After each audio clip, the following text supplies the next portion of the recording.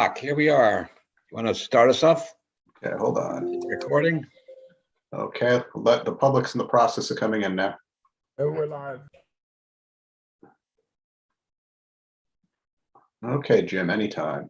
Okay, I'd like to welcome everybody to the Tuesday, July 5th meeting of the Milford Planning and Zoning Board. If we could have the Pledge of Allegiance and a moment of silence. And before we do that, if we could silence who's ever. Okay, hold on one second. Background, it's so pretty. They can't hear you. You're on. Oops. Hold on. Thank you. That should be good.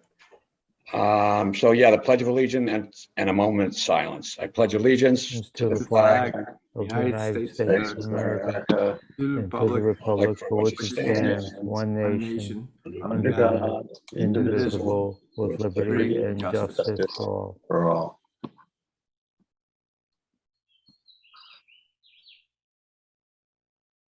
There. Okay. Okay, thank you. Meg, if we could have the roll, please. Sure. Miss Austin, Present. Mr. Casignoli, Here. Mr. Hirsch, Here. Mr. Cater, Present. Mr. Collegian, Present. Mr. Moore. Not here, I don't think. Mr. Mortimer, Present. Mr. Sadi.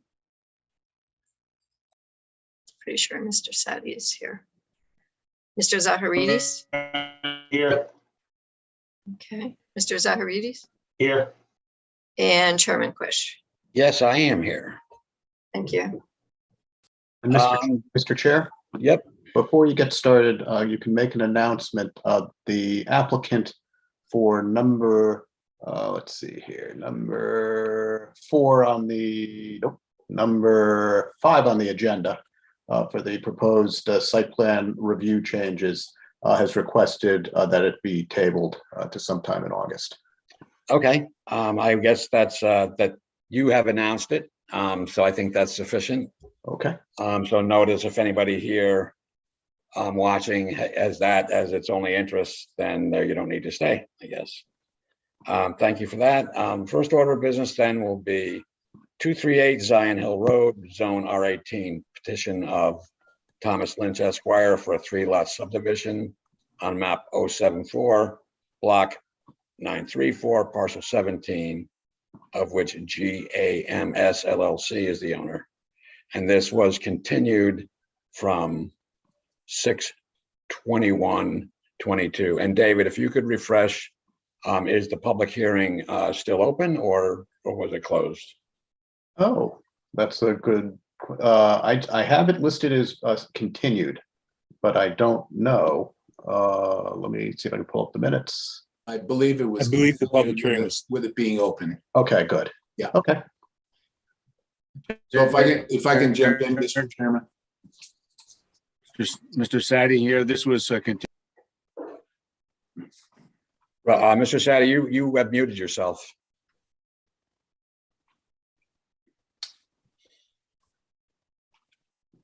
I indicated the meeting was continued in close the hearing. So that's, yeah, you're breaking up, Mr. Sadi, cannot hear you, but the understanding is that it was continued with the, I'm going to join on a different, okay. from when. But so our understanding is that it's continued as well as it remains open. And again, if you could refresh me, David, where are we in that process? Who has the floor at this moment? At this point, I believe the applicant has had a meeting based on the dialogue that I had read between the tree warden and the applicant. And I know that they had had a meeting with, I believe, the city engineer and public works. And there is a change that is being brought forward that my understanding is would satisfy the tree commission. And I guess either Steve Johnson or Tom Lynch can discuss that. Yeah, if I can just start off the conversation, Mr. Chairman, is that all right? Thank you. Yep, go ahead. All right, and just identifying myself, again, this is a continued public hearing, but Thomas Lynch, attorney here in Milford, 63 Cherry Street, representing the applicants, Greg Field and Angelo Lisi on this, under their LLC company. So this was left off, if you recall at the last meeting, there was concerns that were brought to the attention of the board from some of the folks in town that are either members of the tree commission or have wanted or had wanted to have input onto the site plan and the road widening and maintaining the some of the trees that were on site. So after the last meeting, Steve Johnson met on site with Ron Wassmer and my client Greg Field. It was a very productive meeting. I think that Steve, and again, he'll jump in a minute, but he memorialized the meeting in a memo. I assume this was a typo. It says it's dated January 28th, but I'm sure it was June 28th after they met on site on June 27th. But basically, his memo lays it out. Steve, in his position as the tree warden, and is also the assistant public works director, in his discussions with Ron and Greg, it was agreed that there's two very large trees on the southerly side of lot number 3 on the proposed subdivision. And it's been agreed that the proposed sidewalk curbing on Southworth Street that will be in front of or in the frontage of lot number 3, the sidewalk and curbing will terminate at the driveway. And there's two very large trees that Steve had actually tagged. David's cursors, I'm sure, going to go to the bottom of lot number 3 there. The far west, there you go, far southerly portion. And those two large trees now are going to remain. And there's also going to be a change, and Ron has submitted a revision to the proposed sheet for the landscaping LS1, which relocates now some of the trees along the curving or the curve of Southworth as you head up towards Zion Hill Road. And it's been agreed, and I'm just referencing page 2 of Steve's memorandum. The street trees, as required by the subdivision regulations, will be installed 10 feet behind the street line onto the lots themselves. This appears to be a suggestion of the tree commission. So there's basically a twofold thing that's going to happen here. The sidewalk will terminate at the driveway. Two very large trees will remain, and then the other trees further up are going to be installed 10 feet back from the street line. This was then discussed with the tree commission, and again, Steve's memo references that Brian Mancini was recommending that the trees be shifted out of the snow shelf and moved into the front yard area. So this would appear to satisfy the concerns of the tree commission.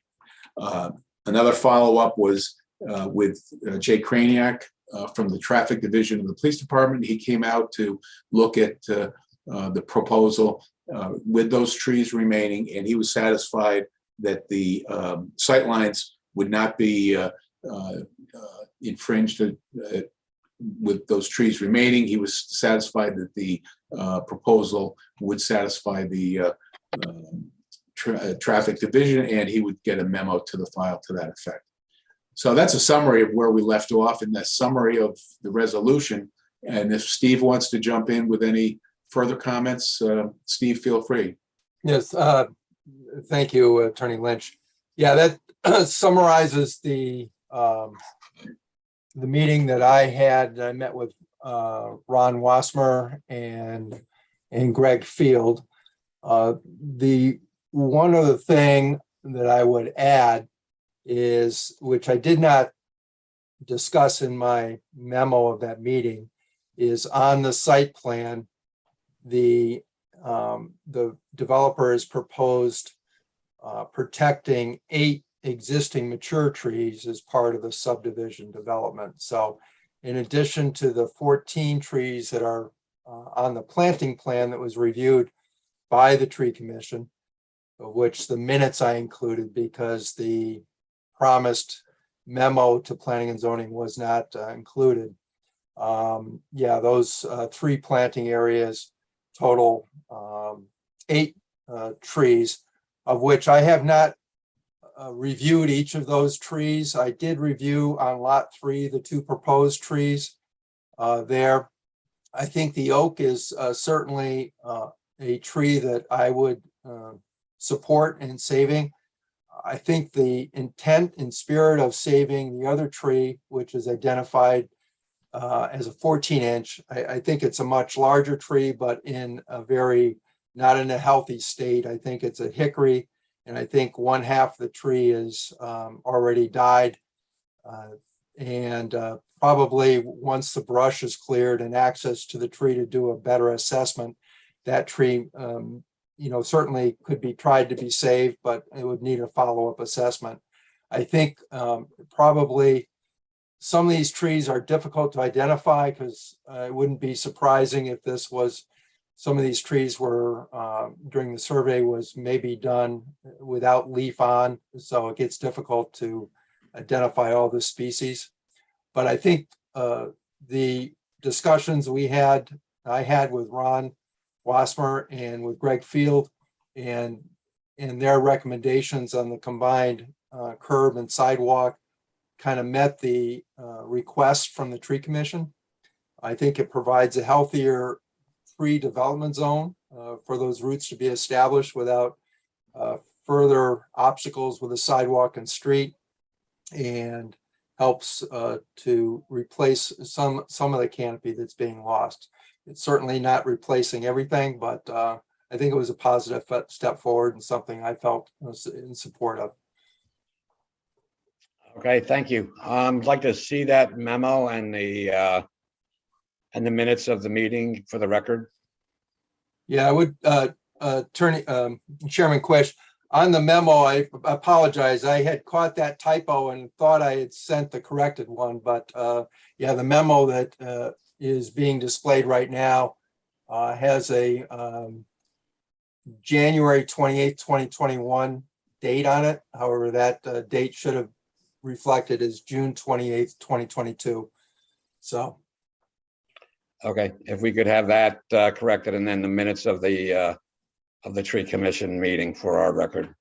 Yes, I think Susan in the DPLU office has that, so I'm sure I could make sure she gets it or get it to you if need be. Thank you. At this point, I would open this up for any questions or comments from the board. Then after that, we will hear from the public. Does anybody on the board have a question or a comment? Seeing none, we would open it up to the board. Anybody? Oh, Chairman Quish, can I make one other comment? Sure, go ahead. Steve here. So also, I'd like to point out that the flexibility and the support from Ron Wasmer and Greg Field was appreciated. I have said before, and I think it's worth stating again, that the developer checked off all of the requirements that were required for the subdivision, of which the tree reviews that we're undertaking were not part of that requirement. So I think their some suggestions were very helpful, even though they've submitted all the natural resource checklist as part of this subdivision application. Okay, thank you for that. Again, we will open this up to public comment. If you'd like to speak, you can wave your hand and David will let you in, or you can raise your hand electronically. And David, if you would be the gatekeeper. Sure. I'm scanning and I'm scanning and I'm looking for a raised hand. I don't see anyone waving. Oh, I see one wave. Patricia Hauser. You are muted. Oh, there you go. Perfect. Hi, thanks. I just want to thank the Could you say your name and address for the record for first? My name is Patricia Hauser, and I live at 6 Westland Avenue, where Thank you. there aren't enough trees, I'm just saying. But I just want to thank the board for going. I would say I've just reviewed the subdivision ordinance for the city of Milford and zoning and planning laws, and it seems to me that you've gone beyond due diligence in terms of responding to the public on the concern of the environmental group that I belong to, the Milford Environmental Concerns Coalition, over old growth trees. It's not in your written policy. It's probably not on the checklist that your developer had to discuss with you of things they had to discuss with you when they came forward. I know it takes developers by surprise when the public shows up, and I think developers are doing a great thing when they subdivide a piece of property and create housing opportunities. So there's a lot of appreciation due. I just computed, of the 12 trees that will be removed, even with saving the ones that we'll save, just by way of, for the record, illustrating what trees contribute to our community. Unfortunately, because 12 trees have to go, and I'm not going to chain myself to a tree today anyway. But I just in terms of the kind of things that trees do for us, using the USDA Forest Service calculating tool that's online, and it's really easy to use. I asked the city tree warden for the caliper of the trees that would have to be taken down under these circumstances. And I understand why, under the current procedures that these will have to be taken down. But if there were other in the future, if we can figure out a way to save old growth trees like this that aren't in the way of building, and cue the developer, who they're always, I find them really accommodating in these meetings. I'm sure if they saw it coming, they would be looking out for trees like this. I just want to point to one statistic that's in the background near me somewhere. You have rainfall. Okay, you have rainfall intercepted 22,000 gallons just this year of runoff that didn't hit the roads, but that's going into the ground and being filtered and becoming part of a healthy groundwater supply in our city. And then you can see some of the, I hope it's not reversed on this in my image. Does it look like, is it readable, that chart next to me? No. It's not readable? It's just too small. Yeah. Oh, it's too small? Yeah. Okay, as long as it's not reversed. Okay, sorry that it's too small, but the rainfall that was intercepted just in the past year from among these 12 trees, this in 1 year, is 22,000, close to 23,000 gallons. And if you look at the carbon dioxide that was absorbed and stored to this date, is what this amounts to this point in the life of these trees, it's over 100,000 pounds of carbon dioxide. So, these are just, things that trees are paying off for us in ways that we can't even, that go beyond normal calculations. And so I just wanted to put that out there for the record. And again, but in a spirit of appreciation for the degree to which, boy, it's wonderful that you've taken the trees into account to the extent that you have. Great. Well, listen, thank you very much. I appreciate your contribution. David, is there anyone else that would like to speak? Yep, we have someone. Yep. Hi, yeah, I just want to thank Pat and thank all of you for I'm sorry. Just like a little thing. If you could. I'm sorry. My name and address. Name and address for the board. And try to Teresa keep your Eek, comments to about I live 3 minutes. on Point Beach Drive in Milford, and thank Pat and thank all of you for helping keep Milford green and healthy as possible. Thank you. And I'm scanning, and I don't see any hands. Let me go back to this page. Nope. Going once, your opportunity to speak. Going twice, your opportunity to still speak. And third opportunity, no one's raising their hand. Great. Okay. Well, thank you. At this point, the applicant, oh, there you go. Thank you for that screen share. We have some statistics there. Mr. Chairman, Eitan Hirsch, a gentleman named Dennis. But I don't think that, yeah, the public shouldn't be sharing screen. Only No, I'm David saying- and the applicant. But anyway, that was good info and I appreciate it. So the applicant has the final word. I think that's it. And, we'd ask that you approve this project with the conditions and incorporate Mr. Johnson's memo to David as part of the conditions that will follow for developing the property. And we look forward to making this a good site with 2 new homes in the north end of Milford. Thank you. Okay. Mr. Chair, yeah. Someone has put up an electronic hand. I didn't see that before. I don't know if you want to entertain them or not. Yes, we do. Okay, Dennis.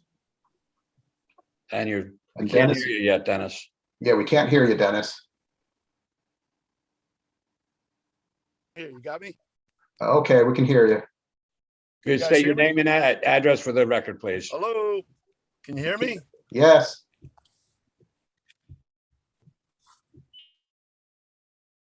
Hear me? Yes. All right. Fortunate. How you doing? So Grady, 59 Grand Street, Milford, Connecticut. I just had a question for the board. Are we going to get back to meetings in the auditorium at Town Hall? Because we have a group of people that I know are going to have a difficult time getting on Zoom calls. The last meeting, it was voted that the next meeting will be in person. Okay, and those going forward? All right, thank you. Yep. Mr. So Chair. I guess he didn't have anything to say about this application. Yeah, well, you never know for sure. The public should have a right to speak anyway, and we do have Sarah Bromley raising her hand electronically. Yes. I just wanted to ask for clarification. Are we only commenting on this application at this point, and there will be Yes. later? Yes. Thank you. Got it.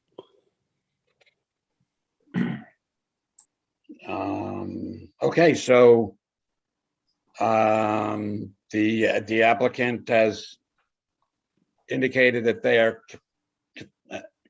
finished with what they have to say, so I would close the public hearing and ask the board for any questions or comments that they have. Seeing none, I would hear a motion. Okay, I will move to approve as presented. Let's see, where am I? With petition of Thomas Lynch Esquire for a 3-lot subdivision on map 074, block 934, parcel 17, of which GAMS LLC is the owner. Okay, thank you. Do we want to put in that with the Conditions. to Oh, include the I'm conditions sorry. that the memo and the minutes of the tree warden, tree commission, Steve's memo and the minutes are adhered to, or however you want to do it. Okay, well, I see there's proposed conditions. The applicant will install a combination curb and sidewalk terminating opposite the existing walk on Southwest Street. The limit and location of the sidewalk will be per the direction of the City of Milford Department of Public Works. Also, the applicant will install street trees 10 feet behind the street line onto subdivision lots, the exact locations and species to be approved by the city planner. And also any conditions per Steve Johnson's memo. And Okay, thank you. We have a motion. Do we have a second? Second. Mr. Cassignoli, is there any discussion on the motion? Seeing none, Meg, would you please call the roll? Ms. Austin, With the motion. Mr. Castagnoli, Yes. Mr. Hirsch, With the motion. Mr. Cater, With the motion. Mr. Collegian, With the motion. Mr. Mortimer, what's the motion? Mr. Sadi, With the motion. Mr. Zaharides, I'm with the motion. Chairman Quish. I abstain as I missed the part of the public hearing last week. Okay, that passes. Next order of business is 852 Boston Post Road, petition of Thomas Lynch for a special permit to construct a mixed-use building on map 77, block 828, parcel 6, of which 852 Post LLC is the owner. This was postponed from 6/21. Yes, thank you, Mr. Chairman. Again, just for the record, Thomas Lynch, an attorney with Lynch, Trimbicki, and Boynton. My office is located here in Milford at 63 Cherry Street. And I'm presenting this application to you tonight on behalf of my client, 852 Post LLC. My clients purchased this property 2 years ago, and the application is for developing the site with a mixed-use building in the CDD1 zone, which requires a special permit and site plan review from the board. But it's, if David can go to the Ron Wasmer's plans, we can talk about the existing conditions as they are now.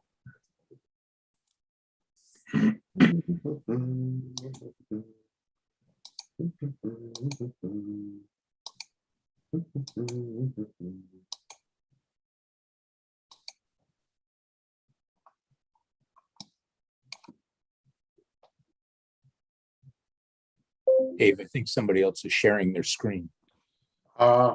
It should be me sharing the screen. You have a lake? I do not have a lake. We have a lake. It's not me. Here you are. Hold on. No, I don't see anyone else at the moment. How about, we'll try this. Hold on. Can you see that?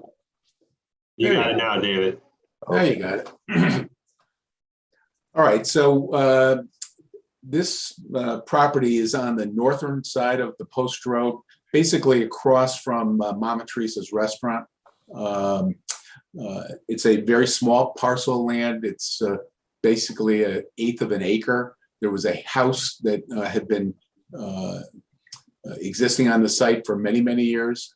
It was demolished after my clients had purchased the property. And the proposal is to build this mixed-use building. If we could go to the proposed site plan. There you go. All right, so it's going to call for a roughly 1,980 square foot building. It's going to have a garage on the lower level.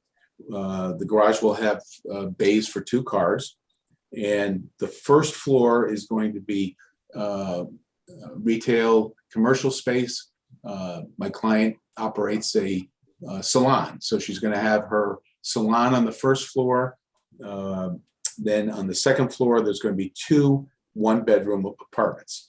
There'll be 6 parking spaces proposed on site, 4 of them in the parking area in front of the building, and then 2 in the garage. The floor plans are, I think, David, right after the Ron's plans. Yep, we can look at the elevations and the floor plans. So the far upper right picture is the front elevation. The building was designed by our dear friend Ray Oliver. It's typical style that Ray utilizes in terms of the colonial nature and the beautiful design of the building. The garage is, as you can see here, is on the lower level. There's going to be stairs going up to the first floor. And because of the lack of space in the rear of the property for a handicap ramp, there had been originally proposed a handicap ramp, and David brought to Ron's attention that there were, with the regulations, the ramp wouldn't work. So Ray reworked the plans, and the plans provide for a actual lift, which will provide access for handicapped persons from the parking area. So the side and rear elevations are shown there. The rear elevation looking at it from Orange Avenue. And again, the setbacks are all met in the CDD1 zone. And this is going to have 2 one-bedroom apartments on the second level. The plans were reviewed. Attorney Lynch, I don't mean to interrupt, but the drawings show for a single 2-bedroom apartment. Single 2-bedroom. I'm sorry. It's one bed. Thank you, Jim. It's one bedroom it's one apartment with 2 bedrooms. Exactly. Gotcha. Okay. Thank you. Sorry about that. All right. All right. And then the first floor plan shows the salon. There's going to be waxing stations, a facial area. We had to appear before the sewer commission because based on the sewer commission's gallon per day count, the proposed use along with the apartment was going to slightly exceed their regulations. So Ron and I did appear before the sewer commission. That's why it was continued from the last meeting, because we had to appear before the commission, and at their June 22nd meeting, they approved it. Police Commission approved the plans at their June 13th meeting. There's no wetlands on site, so it didn't fall within Mary Rose's review. And the one outstanding city department, and David can supplement my comments on this, the fire marshal's office is going through some retirements and vacations, so that the plans weren't reviewed by either Tony Fino or Tony Fabrizi prior to the meeting. And we're submitting this to you with the condition that prior to any permits being pulled, obviously they be reviewed by the fire marshal and make sure that the building conforms with all the state fire codes. Other than that, Greg Podleski also reviewed the plans, and his comments are in your file and on the agenda. Ron has done a great job, laying this out on the property. It's a small piece of property, so that the way he's utilized the space with the parking and everything met all of the city engineer's requirements. So, as I stated at the outset, it's a straightforward proposal to you, small mixed-use building in the CDD1 zone. And I'm going to just turn it over to Ron just to see if he has any comments that he wants to make in terms of drainage or any of the engineering improvements to the property. Good evening. For the record, Ronald Wasmer, professional engineer, land surveyor with an office at 158 Research Drive, Milford, Connecticut.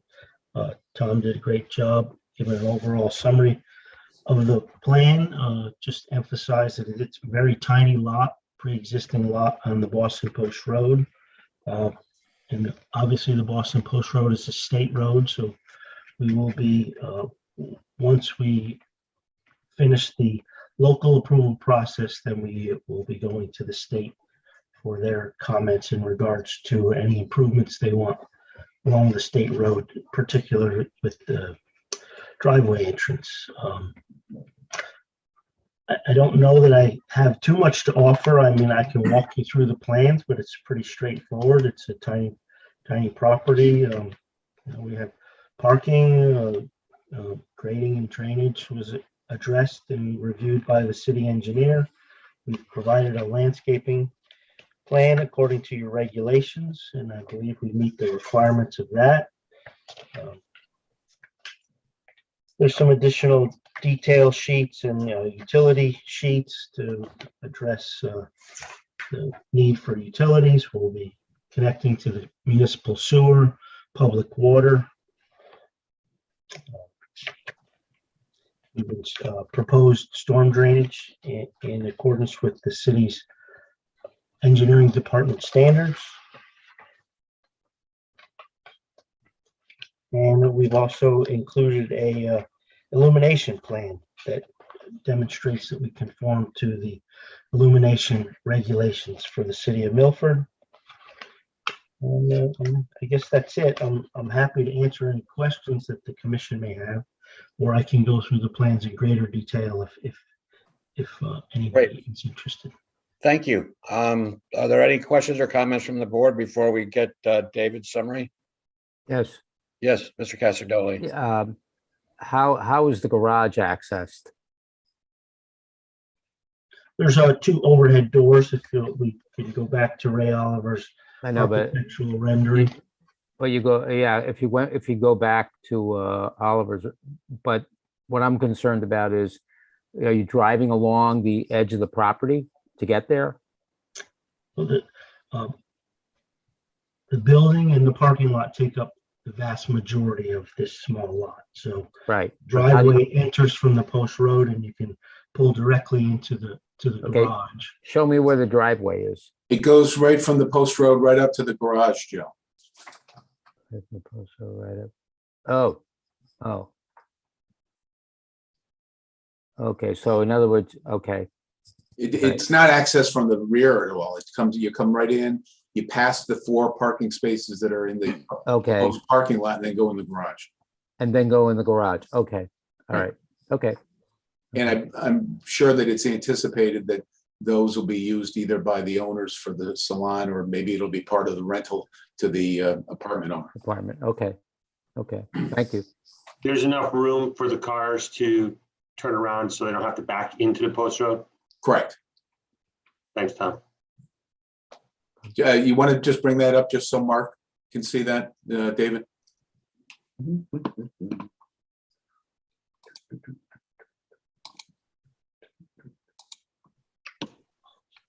Yeah, and this meets the fire width, the size of the parking space, it's ELF, and then backing this way and then coming right out.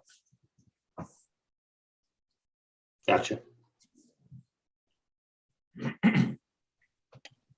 Okay, David, would you give us your administrative summary?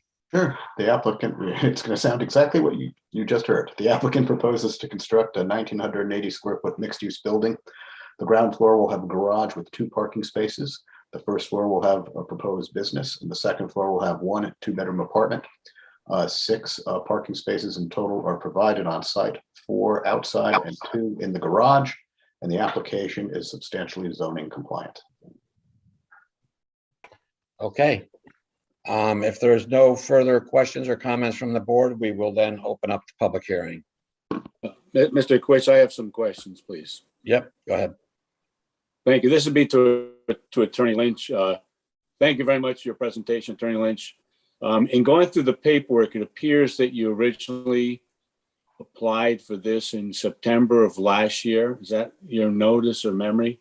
That's probably correct. Yeah. Yeah, and then you had asked for a continuance on a couple of occasions to, looks like January 27th, May 3rd, and then around November 9th to take care of such things as requirements that the planning officer was asking you. Is that your memory also? That's a fair statement. Yeah. It went through David's review a couple of times and then had to go back to Ray Oliver. And a lot of the discussion was about this handicap ramp in the back. So we, okay. The client And decided. additionally, you originally were going to be you were going to be heard last month, but because of the fact that there was, it looks like there was 5 basically required reports, fire, police, inlet wetlands, sewer, trees, you asked for another continuance, correct? I think the only outstanding one at that point, Bob, was the sewer commission. And they met. Okay, but the point is that, yeah. Sewer commission meets the 4th Wednesday of the month. we recognize that you agree that we're at least by November of 21 or September, and you're now having this, you don't consider this to be an undue delay, do you? We're happy to be here. Thank you very much. I have no further questions, Mr. Quish. Okay, if there are no further questions or comments from the board, we will open up the public hearing. Or open up the hearing to the public. So if you would like to speak on this specific issue, please raise your hand electronically or wave in front of your camera. State your name and address for the board and try to keep your comments to about 3 minutes. I am scanning the crowd. I do not see anyone either waving their hand or putting up an electronic hand. Going once. I see no one. Going twice. I see no one. And third review, I see no one putting up their hand or their electronic hand.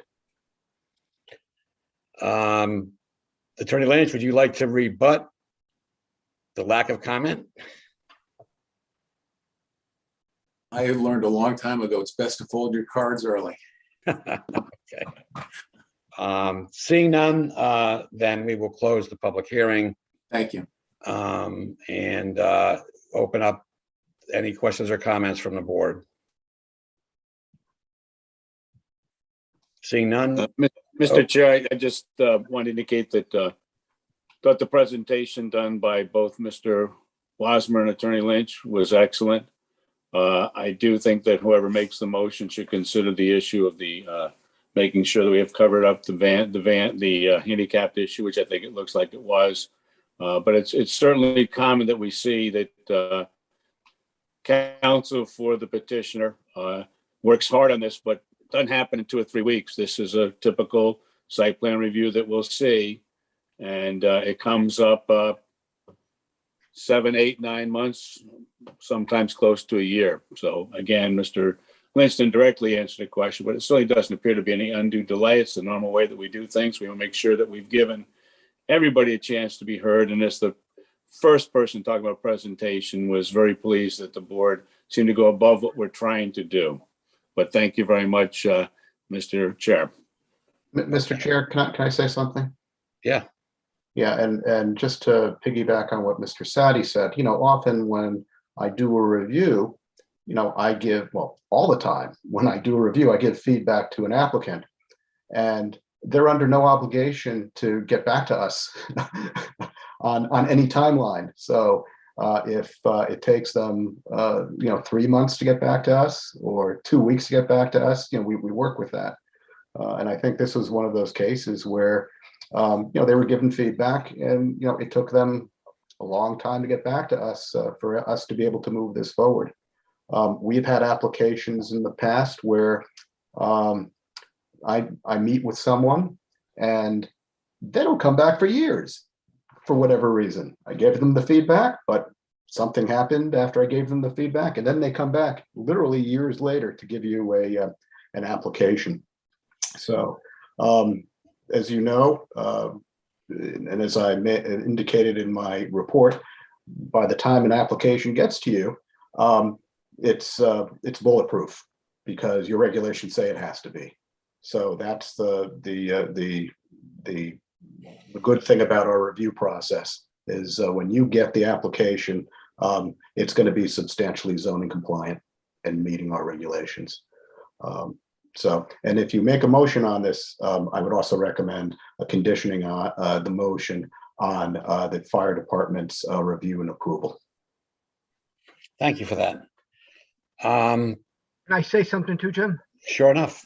Yeah, I'm pretty happy with things as well, but I got to say Patricia Hauser made me think, just bringing up the idea. I know it's a small property, but have they looked at all about possibly adding any trees or solar panels or anything similar to that to maybe help the environment? Is there any? So, Mr. Chair, if I can interject here. We're dealing with a planning and zoning application.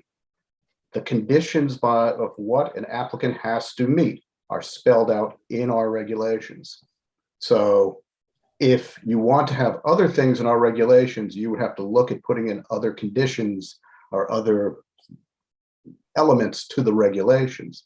But for this application, it meets the regulations. So you can't go above and beyond the regulations. You can't do that with any application, because what it all comes down to is, what do our regulations allow and not allow, and what leeway do you have? David, I wasn't putting that.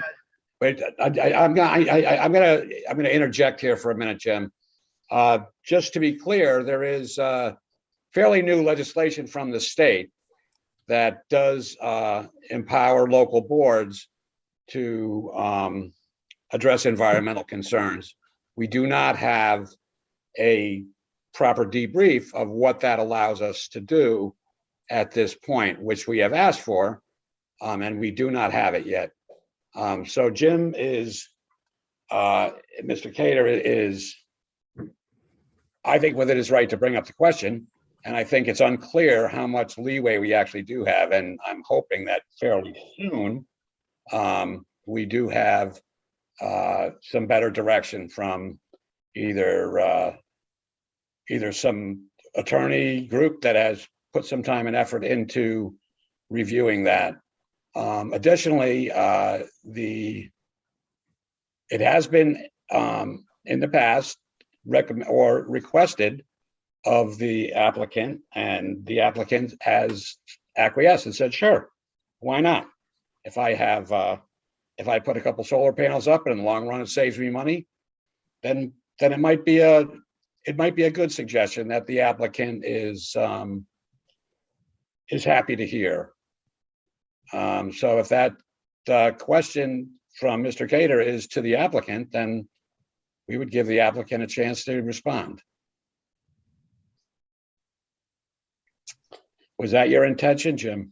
Yeah, it's just, I know I can't require it, but just the thought, plant a seed. I mean, they could plant a tree, maybe. Have they thought about it? Or a solar panel? Maybe, some people haven't thought about it as the previous one had brought up, so I shouldn't talk about that. But it was just a question. Had they thought about it? Well, Jim, do you need Ron to go through his landscape plan again to show that we are providing what meets the regulations for a landscaping plan? Well, I wasn't really trying to meet the requirements. It's just going above and beyond. I mean, just asking people, everybody has to do their part. I mean, if everybody planted an extra tree, we'd be in a better shape, so. Well, if you look at the screen, there's a whole row here. There's proposed trees, and we're talking the post road here. So, drive up and down the post road and look at how many properties that were developed years ago have absolutely no green on them, and look at what we propose here. I think that the regulations are pretty good in terms of requiring screening and shrubbery, and what we've laid it out on this plan. You find them? Where were they? Oh, okay, good. Why don't you come down and tell me? I was still looking for them. David, could you mute that person? I will. They beat me to it. Thank you. So, Jim, just going back to that plan, I mean, on the two boundaries on the east and west, and then the two trees that are proposed on the street with other shrubs, I think that this is a pretty good layout of greenery, and it meets the standards of the regulations. I don't know how much more you can put in here, right? Could always do more, but I'm just throwing it out there, planting the seed, and I appreciate it. I'm not saying to do anything. I just brought it up. It's just a thought. Thank you. Yeah, I'm looking at that plan. I didn't notice those trees before myself, so that really brings it out. That is definitely going above and beyond, I think. And so yeah, and that's John, what we're looking for. So that westerly side of the portion, you have to have a snow shelf there and an area for the parking to pull out. So I mean, that site plan shows building, shrubbery, and impervious surface for the parking, and it all meets this. It all meets the regulations. Okay, thank you. Any other questions or comments from the board? Seeing none, we did close the public hearing, I believe, David? Yes. Okay, so then. If not, you just did. Okay, then I'd hear a motion.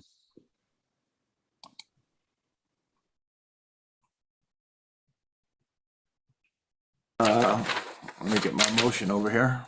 I move to approve as presented the petition of Thomas Lynch Esquire for a special permit to construct a mixed-use building on map 77, block 828, parcel 6, of which 852 Post LLC is the owner.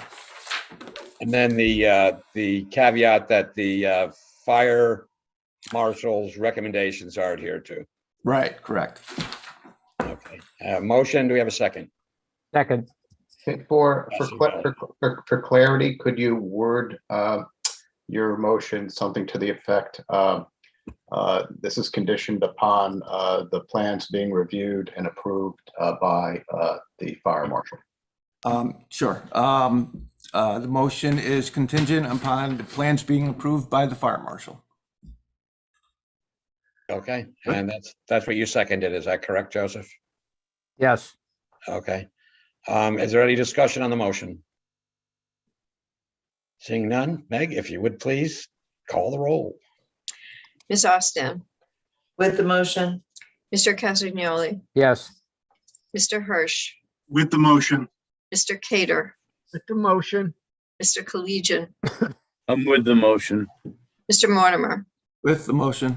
Mr. Sadi, With the motion. Mr. Zaharidis, With the motion.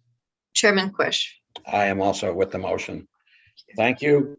Yep, Good luck. thanks so much. Thank you from the board. The next order of business is a proposed regulation change, 22-2, petition of the Planning and Zoning Board Subcommittee. I think that is actually not accurate. It is a petition of the office, the zoning office. Mr. Chair? Yeah. It actually is, but it was from a long time ago, and I can show you the minutes from the subcommittee. I can understand why no one can remember it, because it was discussed in the subcommittee on February 24th of 2021. Okay, well, then, yeah, whatever, I stand corrected then. I would say in the future, it should be something, if it's brought up from that far in the past, it should be brought up to the present sitting committee. Yeah, no argument. That particular meeting, I hope you're seeing the minutes now, right? Yeah, so this one, we actually slowly over that year since then have incorporated and made different changes that were discussed at this particular meeting. One of which was the removal of 642. And we were looking at base flood elevations, which we've since changed. And then there was actually the discussion regarding the accessory structures, and the recommendation was that we would advance them to the board for review. Okay. So better late than never. Okay, well, thank you. Let me start again then. This item 3 is proposed regulation change 22-2, petition of the Planning and Zoning Board Subcommittee for a change to Article 4, Section 4.1.1.4 and Section 11.2 accessory buildings to move regulatory language and allow freestanding garage to be of a minimum size. To remove probably is what you want to say there. Right. And this was continued from 6/21/22. And if you would, David, please refresh us on exactly where we are in the public hearing, whether it's open, whether it's. I believe it is open. It was continued, and my understanding was that I was not at the last meeting, but the board had some concerns or questions about it. Mr. Sadi, is that your recollection as well? That is, sir. Okay, thank you. So had we opened up comment to the public at that point, or? To you, Mr. Quish, as an acting chair that night, we didn't get into comment. We just continued it. It's my memory. Okay. Then if you would, David, representing the planning office, act as the applicant and give us a brief. Sure. Well, let me share let me put up the report here. Hold on.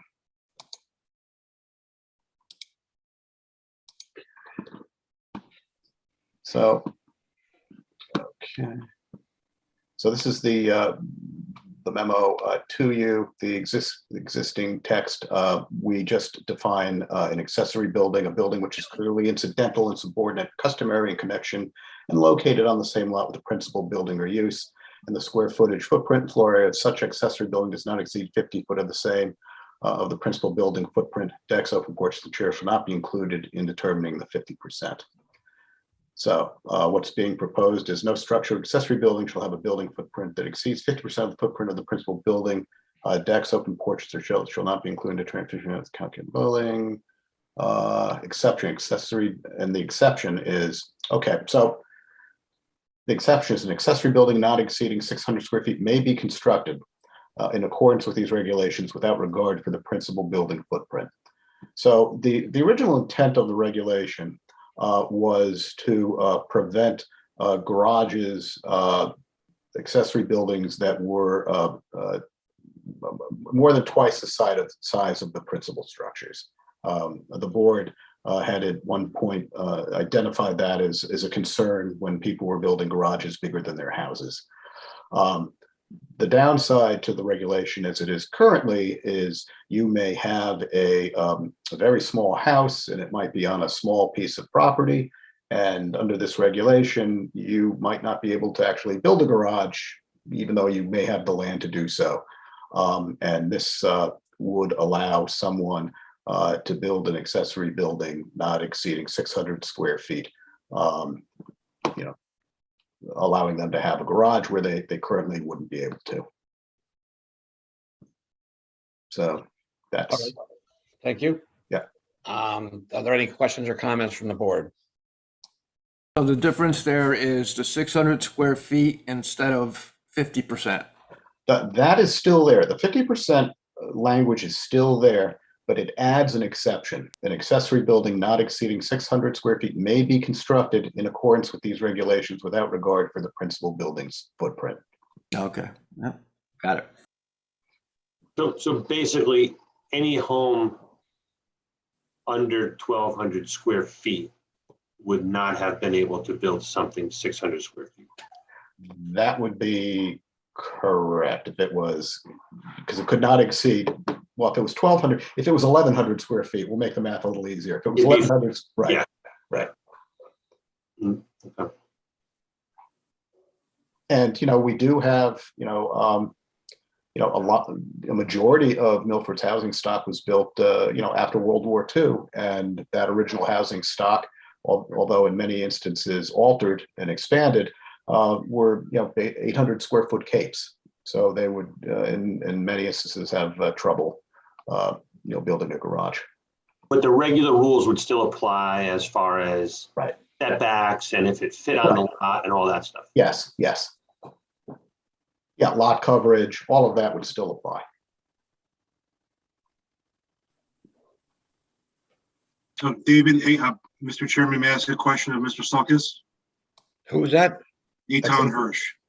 Oh, of course, yes. So can you go back to the regulation, David? Sure. Pull that back up. Yeah, I took it off too quick. All right. Okay. Yep. So where did 600 square feet come from? That comes from a standard, like a small garage size. I want to say, let me do the math here. I mean, does it come from the Connecticut Building Code? Does it come from ANSI standards? I mean, it seems like a pretty random number. I believe it was based on like a 20 by 24 foot garage, but let me do the math. Yeah. Oh. Mr. Chairman, can I jump in? Oh, that'd be Joe. Yes. Okay, yeah, this is Joe Griffith. I'm the Director of Permitting and Land Use and participated in drafting these regulations. The 600 square feet is a somewhat arbitrary number. It represents, obviously a 20 by 30 or close to a 24 by 24 square foot garage, which would essentially be the smallest two-car garage. But there are no building codes establishing mins or maxes or any zoning regulations other than what we're looking at here. That answer your question, Eitan? Well, here's the thing: a car is what, 6 feet wide? 6'8", but a standard space would be, let's say, 8 by 16. I mean, so if I go to like Big Lots or something, the standard space is 8 by 16. No, when we do a parking lot, we're doing it, Dave, 9 by 18, right? 9 by 18. Yeah. Okay, I'm just doing math. So 9 by 18, 9 times 18 is 162. 600 seems a lot to me. I think you could do it for 500 square feet. Yes, it's like I said, it's somewhat of an arbitrary number. Yeah, it seems a little high. Trying to get somebody a 2-car garage with place to put your lawnmower as well. Right, but if your bottom floor is not, if you have a house that's 30 by 30, so now you can have a house, cottage, 30 by 30 cottage. Now you have a 600 square foot garage. Again, other regulations are limiting the size of the garage specifically on the lot in terms of setback and site coverage. So it doesn't give you open license on a 600 square foot garage. You still have to meet those other requirements of the zoning regulations. Like I said, it's more a question of giving somebody the garage space to put in their 2 cars, to put their garbage cans, get them off the street, put in the lawn mowers and whatever else that otherwise wind up in accessory sheds or anything else like that. Yeah. So what you're saying, Joe, is the public policy behind this is you want to get cars off the street and garbage cans off the street. I'm sorry? Yeah, we're looking to give them the opportunity to build a legitimate accessory building that would, yes, get their 2 cars off the street, get their garbage cans, get their lawnmower in there, whatever else. Yes. Okay, great. Thank you, Joe. No problem. Great, thank you for that. Is there any other question or comment from the board? Mr. Quish, Mr. Sadie here, if I might be heard, please. Yes, you may. Thank you. One of the concerns I had the last meeting was we're going to be looking into another matter coming up later on where there's been a change in accessory buildings and use. And I was a little bit concerned at the time that we're going ahead a little bit too quickly on this without getting a complete debriefing of what the change in that statute would be. The other thing that I have a concern, and maybe Mr. Griffith could answer the question, it appears to be that we're talking about one accessory building. So that would be assuming we're talking about a garage, yet somebody might want to have, and if you can comment on that, a shed or other type of building that is separate from the quote accessory structure to put their gas lawnmowers and their snow blowers so it's not in the structure with the automobiles. And maybe you can comment on that. No, it's we put one for a garage and a second one for a shed that we would normally call a shed. Dave, I believe in other portions of our regulations, we talk about the cumulative totals of accessory structures, or It's the overall lot coverage. So you can have multiple accessory structures. You just can't go over the lot coverage and you have to meet the setbacks. so Bob, I guess in answer to your question, that yes, you could take out your permit and get your 600 square foot accessory building and then build an additional 120 square foot accessory structure as well, if the lot coverage allowed for it. Right. Thank you. Mr. Griffith and Mr. Quish, thank you. Thank you. Are there any other questions or comments from the board? Again, I think the 600 square feet's a lot. But I'm just one man. Okay. This is a public hearing, so that if any member of the public would like to speak on this issue, please raise your hand electronically or with a wave. Please state your name and address for the board and limit your comments to about 3 minutes. Okay, the first person raising her hand is Teresa. Hi, I'm Teresa Eek. I live at 47 Point Beach Drive. And I just had a question. I'm just trying to figure out how this relates to accessory dwelling units, if at all. It does not. Okay. So those are completely separate things? Okay. Okay, thank you. You're welcome. Anyone else from the public like to speak? We have a hand raised from Charles. Charles, do you have the floor? Please state your name and address for the record, and please keep your comments to about 3 minutes. Charles, are you still with us? Charles is muted. He is. Sorry. My name is Charles Montalbano. I live at 30 Revere Place, Milford, Connecticut. My question is, you're talking about a 600 square foot building thereabouts, and it doesn't sound. I don't understand what type of structure it can be. Is it absolutely confined to being a garage, or could someone build a shop, warehouse, storage facility, accessory apartment? What is it? What is it confined to? David, you want to take that, or Joseph? Sure. Our regulations allow accessory structures. So it could be anything that is allowed by our regulations as an accessory structure. Let's just clarify. I think more to Bob Satty's concerns regarding how this could impact or not impact the upcoming discussions on accessory apartments or accessory dwelling units. If right now, as Dave says, an accessory apartment under our regulations can't be in an accessory structure. It has to be part of the main residence, the main dwelling unit. And so that's where one of the changes, if again, without getting into the upcoming discussion, they would be two separate things.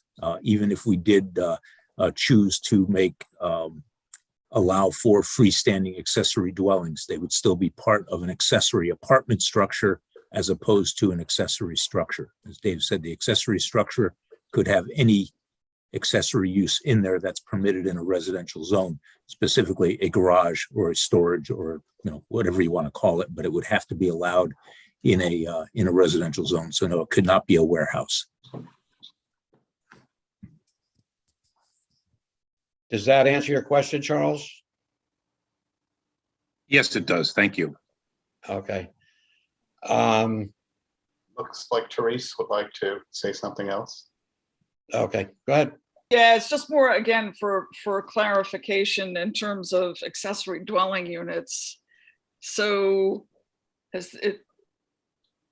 we can't have accessory dwelling units that are not attached to, I'm not sure if that. Yeah, this is a little bit convoluted because later on in this meeting, we are going to address that issue. There's a new state law that allows any single family residence to have a accessory dwelling unit on that property in a single family zone. And that will be addressed in another minute or two, I guess. Okay. So, and they are kind of separate issues. Okay. All right. Thank you. Sure. But to answer Teresa's question, currently under our regulations, you cannot have an accessory dwelling unit on the site in a separate building. Correct. Okay. Are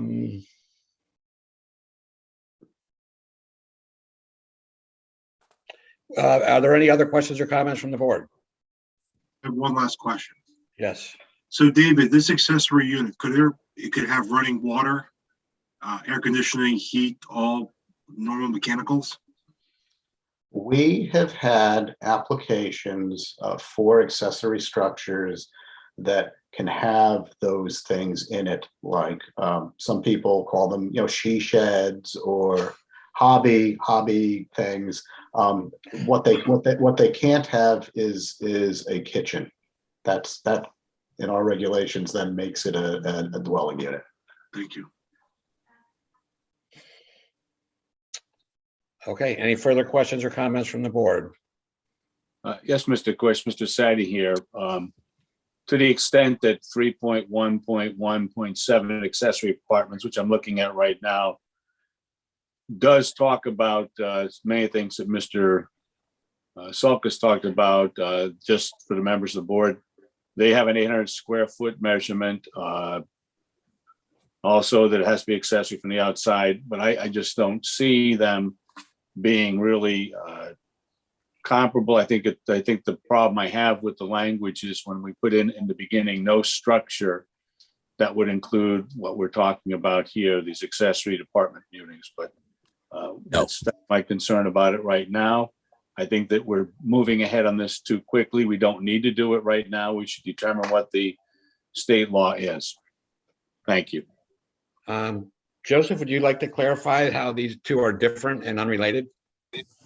Yeah, again, right now, under the regulations in dealing with accessory structures, an accessory dwelling unit, an accessory apartment under those regulations that Mr. Sadi made reference to cannot be in an accessory structure. So again, that would have to be part of the main dwelling. So they're right now completely distinct elements on a site. Did that clarify anything for you, Mr. Sadi? We're going to differ on we're getting into the no structure. That's going to include the accessory apartment buildings. Because 11.2, which is the building of definition of accessory, says incidental or subordinate to, but when we go back to no structure, that means anything that you want to build, which would be these accessory units we're going to be talking about later on. Only if the regulations are changed, either through state statute or by this board. But again, right now, under our current regulations, you cannot have an accessory apartment in an accessory structure.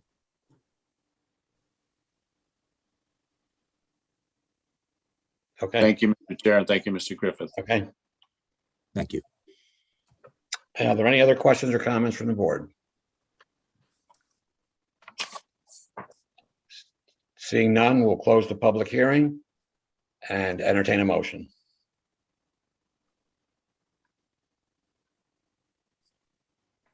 I guess I'm the motion guy. Let's see, where are we?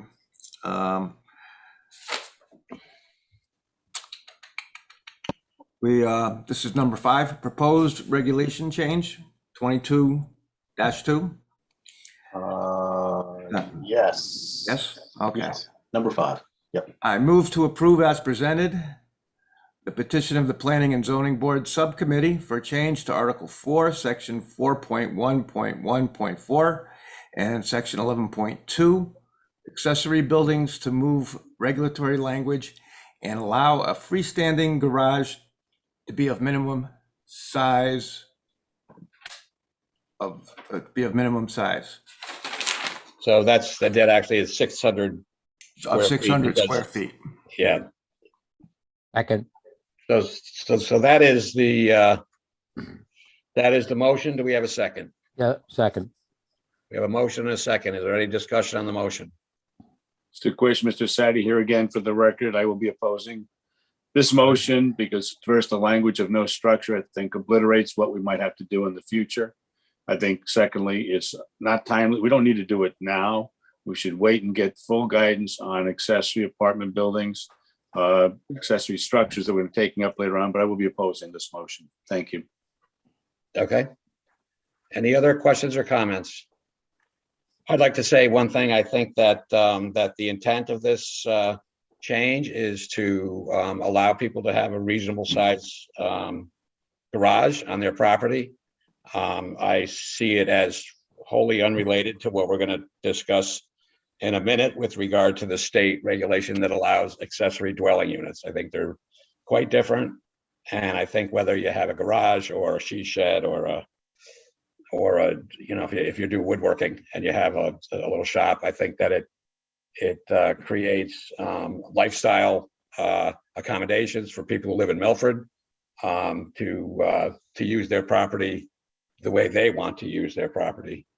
So I will be supporting it. And for clarification, because the motion obviously got truncated, minimum size of 600 square feet. Yes, yeah, we did add that. Yeah. Okay. Good. Okay, and that's the motion and the second. Maximum size or minimum size?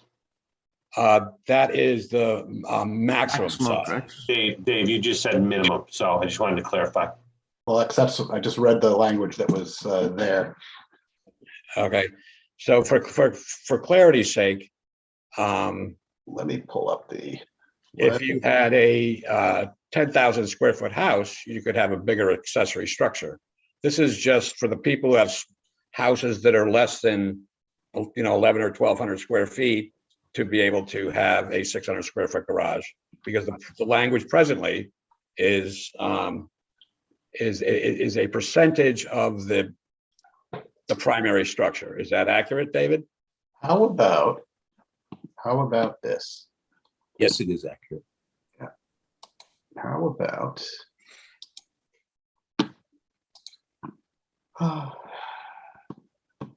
having the motion? Can you change on a second? To allow freestanding garage. Not exceeding 600 square feet may be constructed in accordance with these regulations without regard for the principal building footprint. You don't want to get into minimums and maximums. You want to have this language here that tells you exactly what it is that you're approving, in my opinion. So you would. Well, so yeah, I don't think that's the intent. Oh, okay. I mean, let's look at the present language and we can see what the intent is for that. Okay, so the proposed language, although it says changes in italics, I believe this is the proposed language. And this is the addition to it. All right, let's go back and see with the existing. Okay, so no structure or accessory building shall have a building footprint that exceeds 50% of the principal building. So if you have a 10,000 square foot house footprint, you could have a 5,000 square foot accessory structure if you met every other condition. Right. So really what we're trying to address is people that have less than 1,200 square foot house to be able to have a 600 square foot accessory structure for a garage or whatever other purpose. Right. So that is the intent. That is what we have for the motion, and that motion has been seconded. Is that clear, Mark? Does that seem to make sense I to you? was just saying that what David said, he said minimum. I was just pointing that out. Oh, okay. No, thank you. I appreciate that. And Dave only said it because that's how the motion's written. So if there's something wrong with that, we have to fix it. I don't think it says minimum there. Does not say the word minimum. Thank you, Etan. Am I sharing my screen? To what you just previously showed, I'm talking about. The language you showed in the regulation does not use the Does word not minimum. say the word minimum. It says not exceeding 600.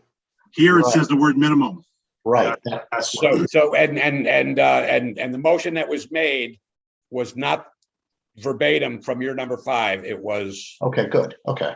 It was off the language that is in the new regulation if it's approved. Okay. Okay. That's good. I'm just trying to make it clear. Whatever you can do, whatever you want. Yeah, You want to do it right, that's for sure. Meg, you have that, correct?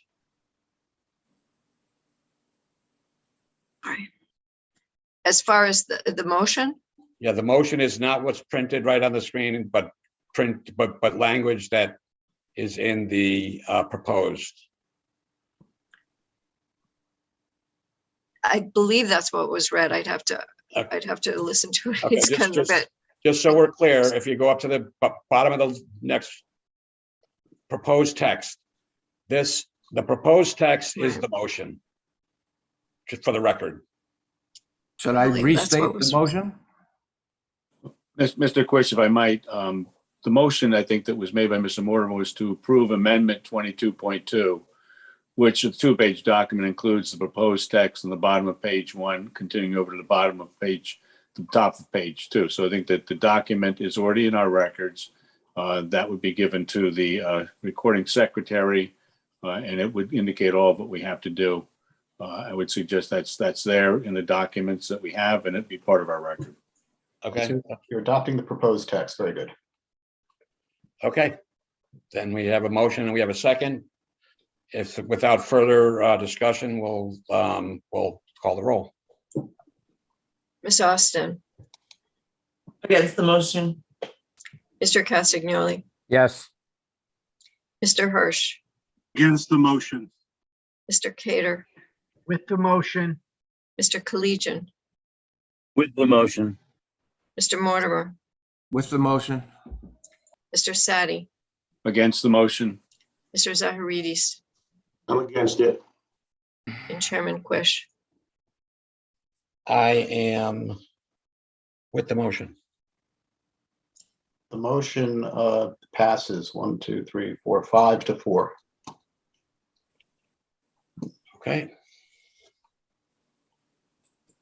The next order of business is proposed moratorium 22-7, petition of the Planning and Zoning Board for a change to Article 6, Section 6.4 non-conforming lots to examine the development of lots created prior to the adoption of subdivision on November 1, 1929, continued from 6/21/22. If you would, please, David, just. Sorry, clerk. Yeah. Was there an effective date applied to that motion? There should be. I know it was on the draft motions, but I don't know that it was. Yeah, the effective date should be 7/15/22.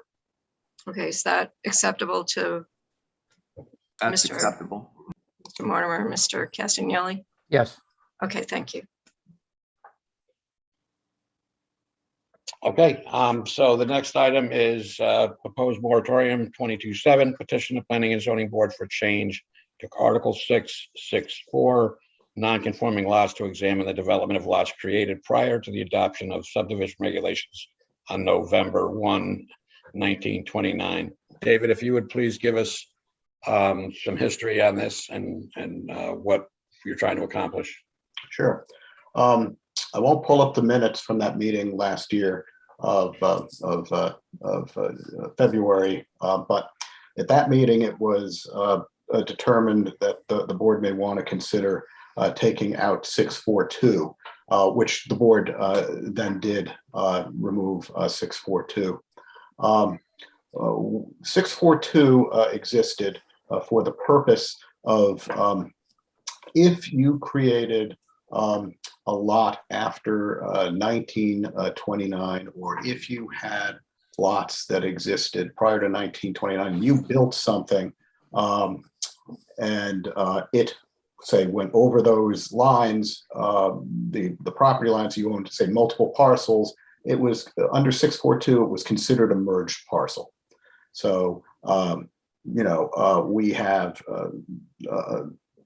in our early development, we have lots that are 25 feet wide, and a lot of the R5 zones that were created prior to subdivision regulations, and people over the years, when they developed their parcels, they combined those lots into these, that were 25 feet into 50 feet into 75 to make more conforming lots. The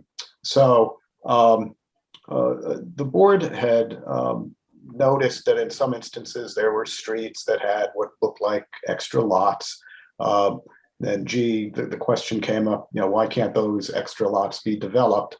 And the fact of the matter was, well, they weren't really necessarily extra. They were just, there was extra land there to make the lot more conforming because of where they placed the house. So in any event, the board eliminated 6.4.2.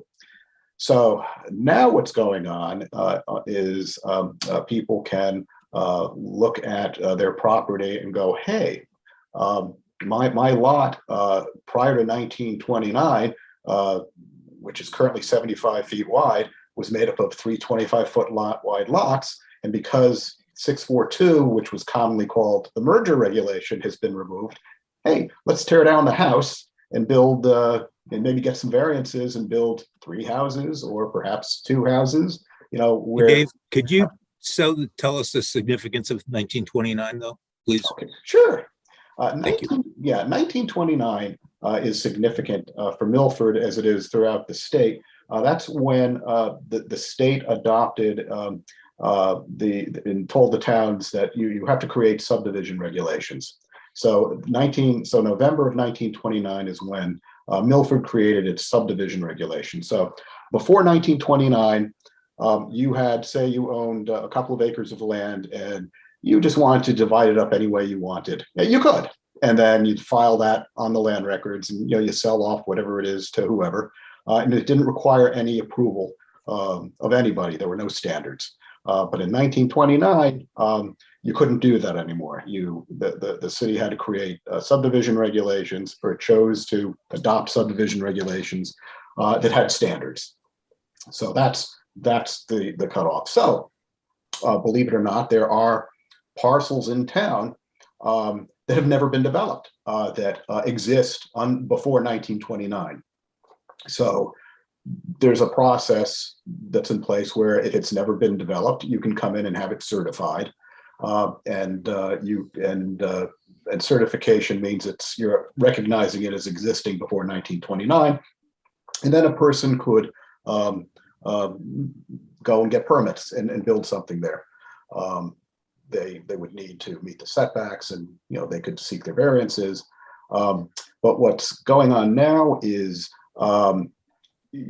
I think it's the law of unintended consequences. I think that the board, and I don't want to speak for you, but I think the discussion at the time was, oh, let's get rid of 642 so we could more easily develop these individually standing lots that are around.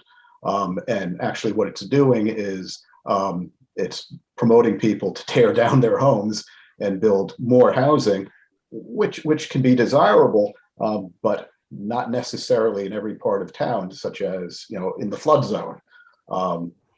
So that's because we're seeing this, and it was really unanticipated. All we're asking is for the ability to have a moratorium so we can examine this a little more closely and perhaps recommend some changes to the zoning regulations that could get a better handle on this. You may very well decide that, hey, this is great, housing is needed. So giving people the ability to have to develop more housing, more dense housing is fine. We need to sort of look at it in terms of the impact in flood zones, because a lot of the properties that are affected by this are in the old R5s, which are in the southern part of town, which are often in flood zones. Okay, thank you for that. And Joe, would you like to add anything to that or clarify anything from your perspective, or is that pretty much how you would say it?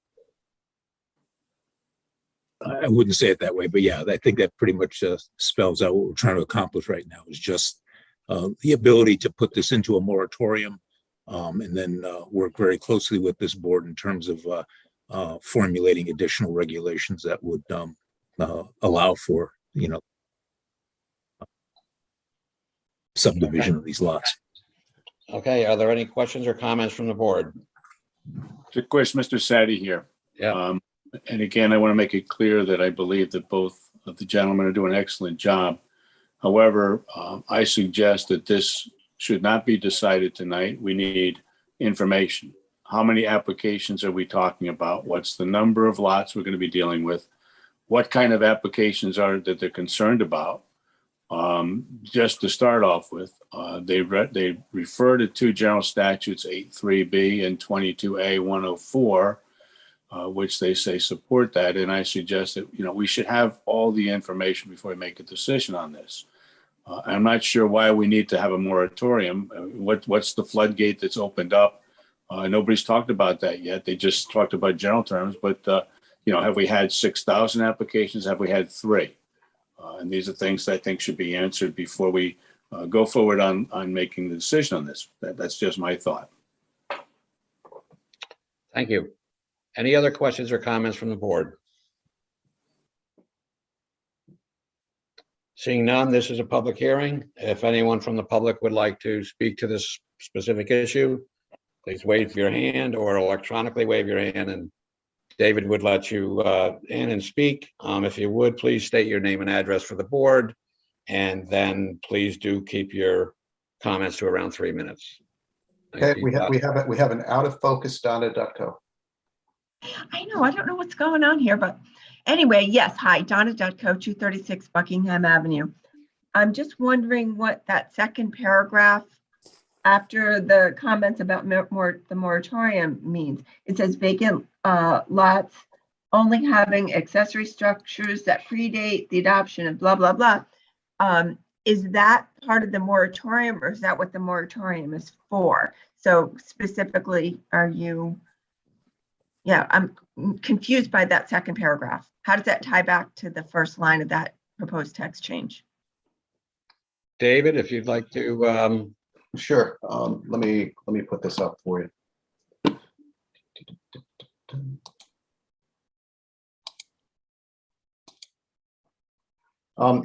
That's what's going on is people are asking now for certification. Hey, I just tore down my house that was on 1929 lots because they're not merged anymore under the lack of a 641 or 642. So we'd like staff to certify that, yeah, we can in fact build on these 3 lots. That was, up till I tore my house down, 1 lot. That's why that language is there. So it's part of the moratorium, and that, again, people are asking for these certifications, which if it helps, Bob, I can't give you a firm number, but it's we're getting requests in the dozens. And potentially any lot that was created before 1929, which would be probably several thousand lots, especially in the R5, could potentially come in and ask to do this. We don't have several thousand applications, but again, any lot that was created before 1929 and has since been merged into a larger lot to put a house on, in theory, could come in and ask for the certification. So a street that has 10 houses on it now, because they put together these lots at some point to put a regular house, not talking a McMansion, we're just talking about a house, could potentially yield some larger number on that street if everyone decided to come in and tear down their homes and go back to the 1929 lots. Okay, and just a dumb question, because it says vacant lots or lots only having accessory structures seem to apply to this moratorium, as opposed to a property that's got a house on it, which doesn't deem it a vacant lot. Or am I mixing things up here? The moratorium concerns lots of record created prior to the adoption of the subdivision regulations that do not conform to the current regulations. That's the key phrase there. Okay. So that's anything created before 1929.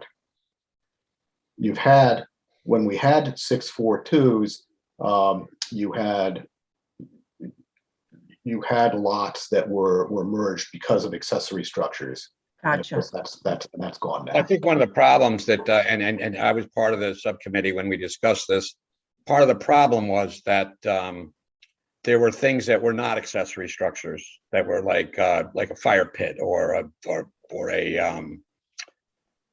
volleyball net that would have prompted the zoning to say, no, you've merged those, you cannot build on. And with the example, one of the examples we talked about was if you have a street with 10 houses on one side and 9 on the other, and somebody had a basketball hoop, now they were considered merged. So, and there was not really specific language to, or whether it was specific language or whether it was specific and consistent enforcement that we were trying to address. And it seems that the intent of the regulation change, or the elimination of the concept of merger, which many towns do not have merger and many towns do have merger. So we discussed it at length. We did research on other towns. We knew that we had a gap in our language, and the intent of the change was to permit people to have value in their property that seemed at that time to be complicit or compliant with the neighborhood. It did, from what I'm hearing from the land use department, that it has been kind of drawn some unanticipated consequences. So the thought is to put a moratorium on it, then obviously the date here is November 30th, where we can revisit the elimination of merger and maybe clarify and make it more pointed to fulfill what we were trying to do at the first time, which is to let people build wealth and value on their property. You know, it wasn't meant to be a developer tool, although it seems that that is partially what has happened. So that's, you know, my 2 cents, my background.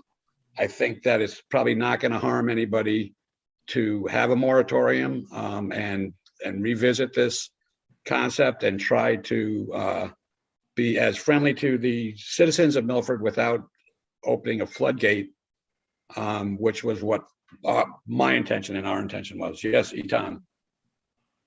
So you're raising an issue of a moratorium. Is that legal? Yes, we've done it before. It's allowed in land use. You have to be Because I feel like it prevents the alienation of property and the transferability of good title and transferring properties. I don't know. I mean, maybe Attorney Christine would know. He'd know more than I do. But it seems to me at first blush, when you're putting a moratorium on property, it seems to me you're going to run afoul of certain provisions of common law or state statute. All I can tell you is we have had moratoriums in the past. Municipalities can do it. It doesn't affect the transferability or someone owning the property. You're in the business of how the property is used. And all you're saying is, oh, you're putting a moratorium on a particular way it might be used or utilized. But there's plenty of other regulations there that will allow it to be used. So you're not preventing it from being used. And then the second question I have is, and this is maybe again another question for Attorney Christina, because I see he has his hand up. If you're a homeowner and you have these lots created, 100 years ago, before 1929, and you've been using it in the course and your family's had it in generations, why doesn't it just revert to you with the title and all good title to it, and the lots merge under doctrines of no, I forget what it's called now. It's where you own a property for, what is it, 17 years? Okay. Drawing a blank. Well, adverse possession. Adverse possession. Yeah. Why, if you already have concepts of adverse possession, why do you need to eliminate the doctrine of merger? We're not talking about who possesses it. We're talking about whether or not you have a piece of land that you're applying a standard for its development that's either before 1929 or currently what it is today. So it's not about the ownership. So it's about, you're talking about the use. We're talking about okay. Yeah. So when subdivision regulations came into being, yeah, and zoning came into being, you created standards for the creating lots from scratch and how you use those lots. Yeah. So you have those standards you would today. Okay, let me back up just a little. Before we got rid of this regulation 642, which to piggyback on to Jim, wasn't written in the greatest way and had its issues, which is why it got eliminated. But in any event, we would have said, okay, you have these 3 lots of record from 1929 or pre-1929. They're all 25 feet wide. 25 by 50. Make it easy. 25 by 50. But you're in a zone that requires a minimum 5,000 square feet or minimum 7,500 square feet. You own all 3 of those lots. Great. Because you own all 3 of those lots, you can develop your house. You can have one house. You don't get those 3 lots anymore, because that's not the regulations say. You own those lots, so you're able, and we would like you to develop it in one lot that is zoning compliant today. So, and this is overly simplified, but so in effect, without that ability to say, hey, the lot is merged because, well, you put your house on 3 lots, whether or not you asked to or not, you did. You had the 3 lots or the 4 lots or the 2 lots, and you tear that house down. You're going to build a new house, and you're going to get 1 house. I mean, that's how it would have been with 642 in there, and it would have been recognized as 1 lot. Actually, David, that's really not the case, because the only thing that merger had was if there was a structure on it and the structure was not well defined. So it has nothing to do with an empty lot, with an empty, if there was never any kind of a merge, right, for whatever reason, then your example is not. But there are different. Only, Again, only if there was a merger by some accessory. We call it structure now, but that's not the case. So again, there are different flavors to this, but to use your point, Jim, you have a lot, and then you have this lot next to it that you put a swimming pool on. So because that's the classic. The classic would be, oh, you've got your house lot, you have this separate lot from 29 that you have your swimming pool on. Boom, it's merged. Or the bocce court, yeah. Or yeah. Okay, yeah. So or the garage. Only if there was some determination of merger due to a use or a structure or building or whatever. It's so loose, I can't even use that word structure. Right, but it went beyond that. I mean, it went to people building their house, which would have automatically merged it. Yeah, if you put a shed on it, you would have merged it. Right, or what we're seeing now is houses that were built over multiple lots are now being torn down, and then they're coming in saying, oh, well, the house is gone because there's nothing wrong with that. But now we'd like our 3 pre-1929 lots that 1 house stood on. And that's what's happening. Well, and that's the unintended consequence that we need to address whether we get the moratorium or not, we can still address it in the subcommittee. We would just put a plug in the put a finger in the dike for a while and then reevaluate it through the process. Right, which is the whole point of the moratorium. I mean, right.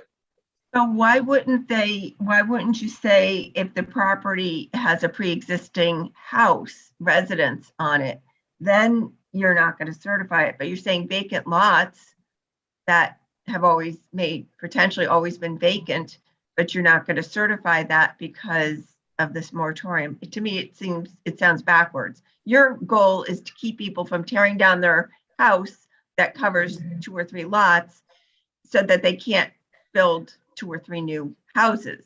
So why wouldn't that paragraph say that, a lot that had a pre-existing home on it can't be Donna, let me interrupt. When we come up with new regulations, either through the moratorium or just on our own, it will be a public hearing, and then your input will be welcome. But we will recognize Attorney Krasadian. Thank you, Mr. Chairman. My input will be welcome if it goes okay. Yes, it will. Why isn't it now? Well, thank you, Mr. Chairman, members of the commission. For the record, Kevin Krasadian, my office is at 3 Lafayette Street here in Milford. I'm also a Milford resident, 11 Bonsaline Street in Milford.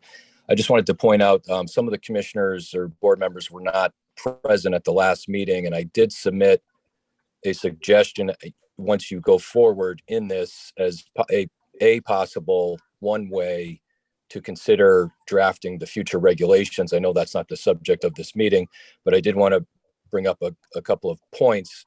Number one, I agree, I understand what Mr. Hirsch is saying about the alienability of rights or the property rights. So when the board decided to get rid of 642, it did create wealth, as you had mentioned, Mr. Chairman, as one of the goals in regular property owners. Some local builders have also been able to take advantage of that as well by saying, hey, you don't have 1 lot, you now have 2, but they're buying these from existing homeowners who now have increased wealth in those lots. Other non-professional builders have also purchased properties or under contract to purchase properties that have, a house and a potential for another building lot, whether it's vacant or has a pool on or what have you. So I don't know if all of the board members had an opportunity to read those suggestions. I just wanted to point them out again. I will bring that to the next time you have a public hearing on this matter. I don't have necessarily an objection to the moratorium. I just think if there is a moratorium, that perhaps an effective date can be, 30, 45, or 60 days out, and some public notice given to people that says, hey, as of this date, we're not accepting these lot certifications anymore. If there's a concern that some people are going to lose out on some value of their properties once the board comes back with a different regulation that may negatively impact some people, maybe not negatively impact all. But 642 as it existed was not well written. It was focused on intent, which was very difficult to prove. And it always became an argument over, well, did the person intend to merge the lot by putting that shed there, or did they not intend to merge the lot? And it just went back and forth. So I think the board is wise to replace 642 with something. I just think there's an existing state statute 8-26A, which you could not take word for word, but you could revise it slightly and it might fit your purposes. So thank you for your time. Thank you for your insights from your profession. Mr. Chairman, can I share my screen for a second? Who's that? This is Joe Griffith. Yep. May I share my screen for a second? Please do. Yeah, let's see. So I believe you're looking at a sample. This is just one of the maps that we've seen showing Orchard and West Orchard Street, which is now Orleans and West Orland Street. But this is pretty much what we've been coming to see. This is this map, sorry, is dated. You can see June 30th, 1918. Whoever it is, George Haskins of Bayview, and it's showing kind of a representation, it's showing a representation of the won't call it a subdivision, but the plat plans that we've been getting. And you can see barely that each one of these lots are 30 feet wide here on Orleans. There's a couple here that are one looks to be about 20.9 feet wide here, this little tiny lot. So all we're trying to do is get a handle on how we're going to deal with these things. Put a moratorium in place that would allow us to set the rules as to how we're going to be looking at these things. So that's all. I just wanted to make sure, Mr. Sadi in particular, that you see what we're dealing with in terms of the documents that are submitted. Okay, That's thank you.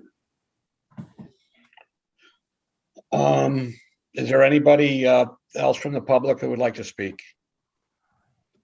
I am scanning the screen and I see no one raising their hand going once. Anyone else want to speak? Raise their hand going twice. No one is indicating that they would like to speak. Okay. Is there any other questions or comments from the board? Yes, Mr. Quish, thank you. This would, I think, go to first, Mr. Sulkus. You and Commissioner Hirsch were talking about a 25 by 50 lot.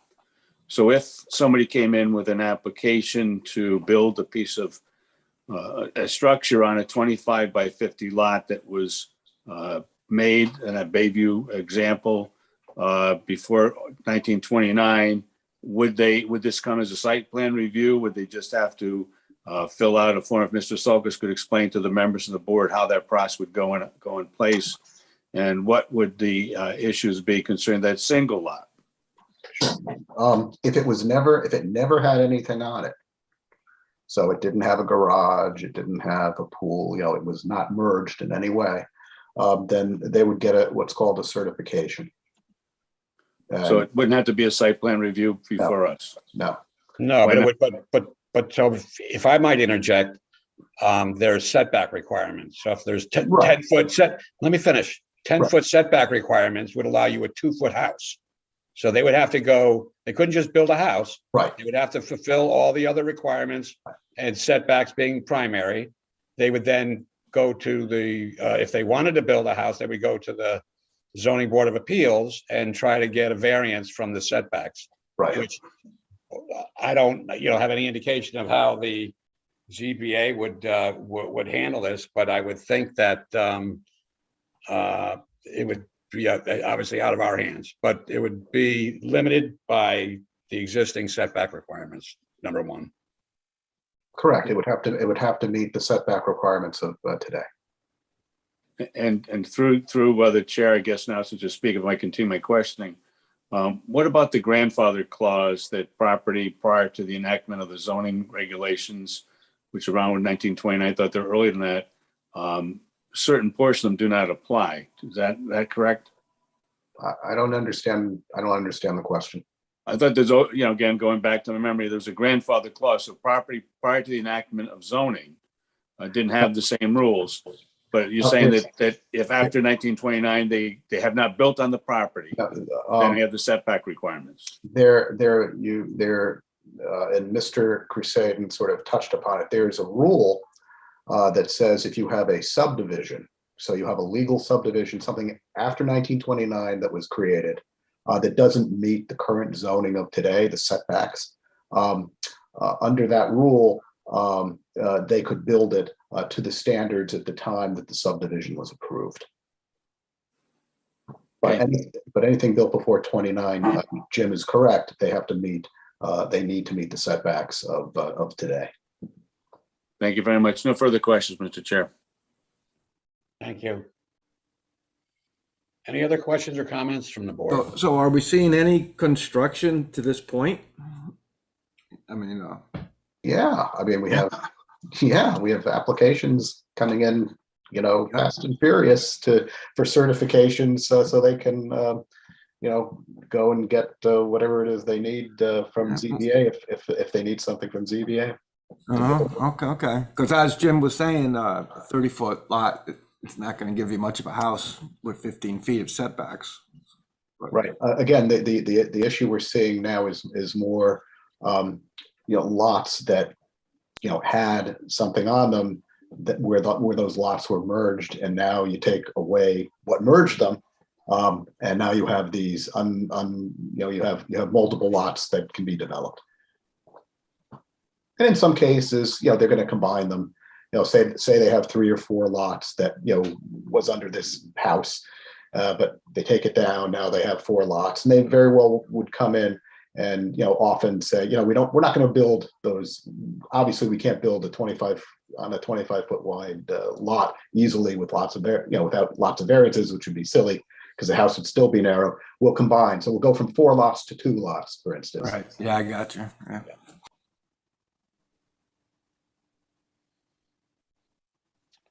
Any other questions or comments from the board? Did we exhaust anybody who wanted to speak from the public, David? I don't see anyone. Yeah, there was after Kevin, there was no one else raising their hand. Okay, then we will close the public hearing. And if there's no questions or comments from the board, I'd hear a motion.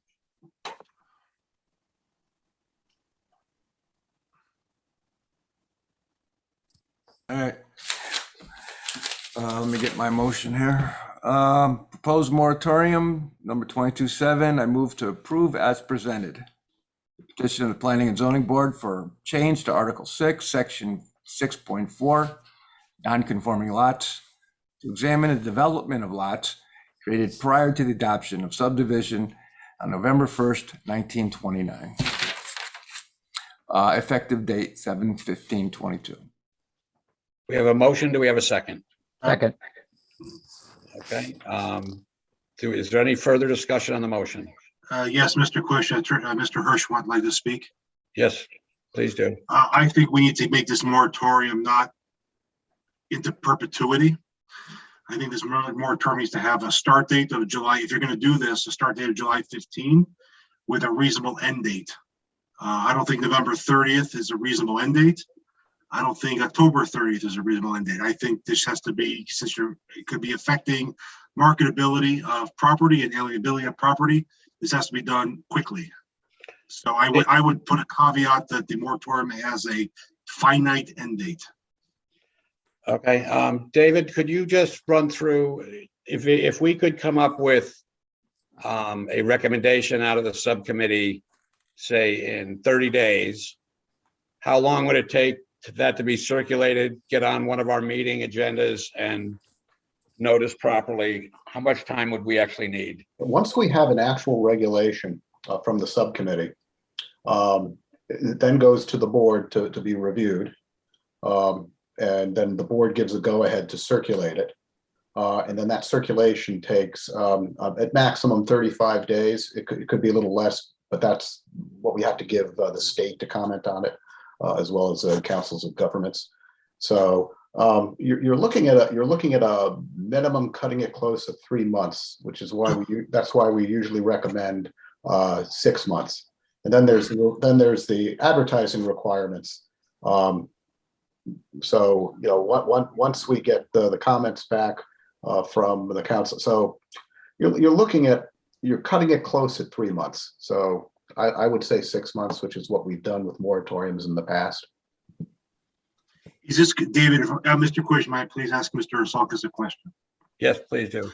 Mr. Salkis, does that mean that if this has an effective date of July 15, aren't you going to see a flood of applications coming in between now and then, trying to beat the moratorium? Well, this has been advertised, so yeah, we're getting them now. Yeah, this is no secret. I mean, this public hearing, so people are getting in applications as quickly as they can. Yes. Oh, okay.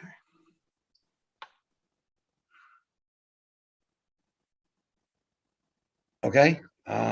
Yeah. And actually, in actuality, if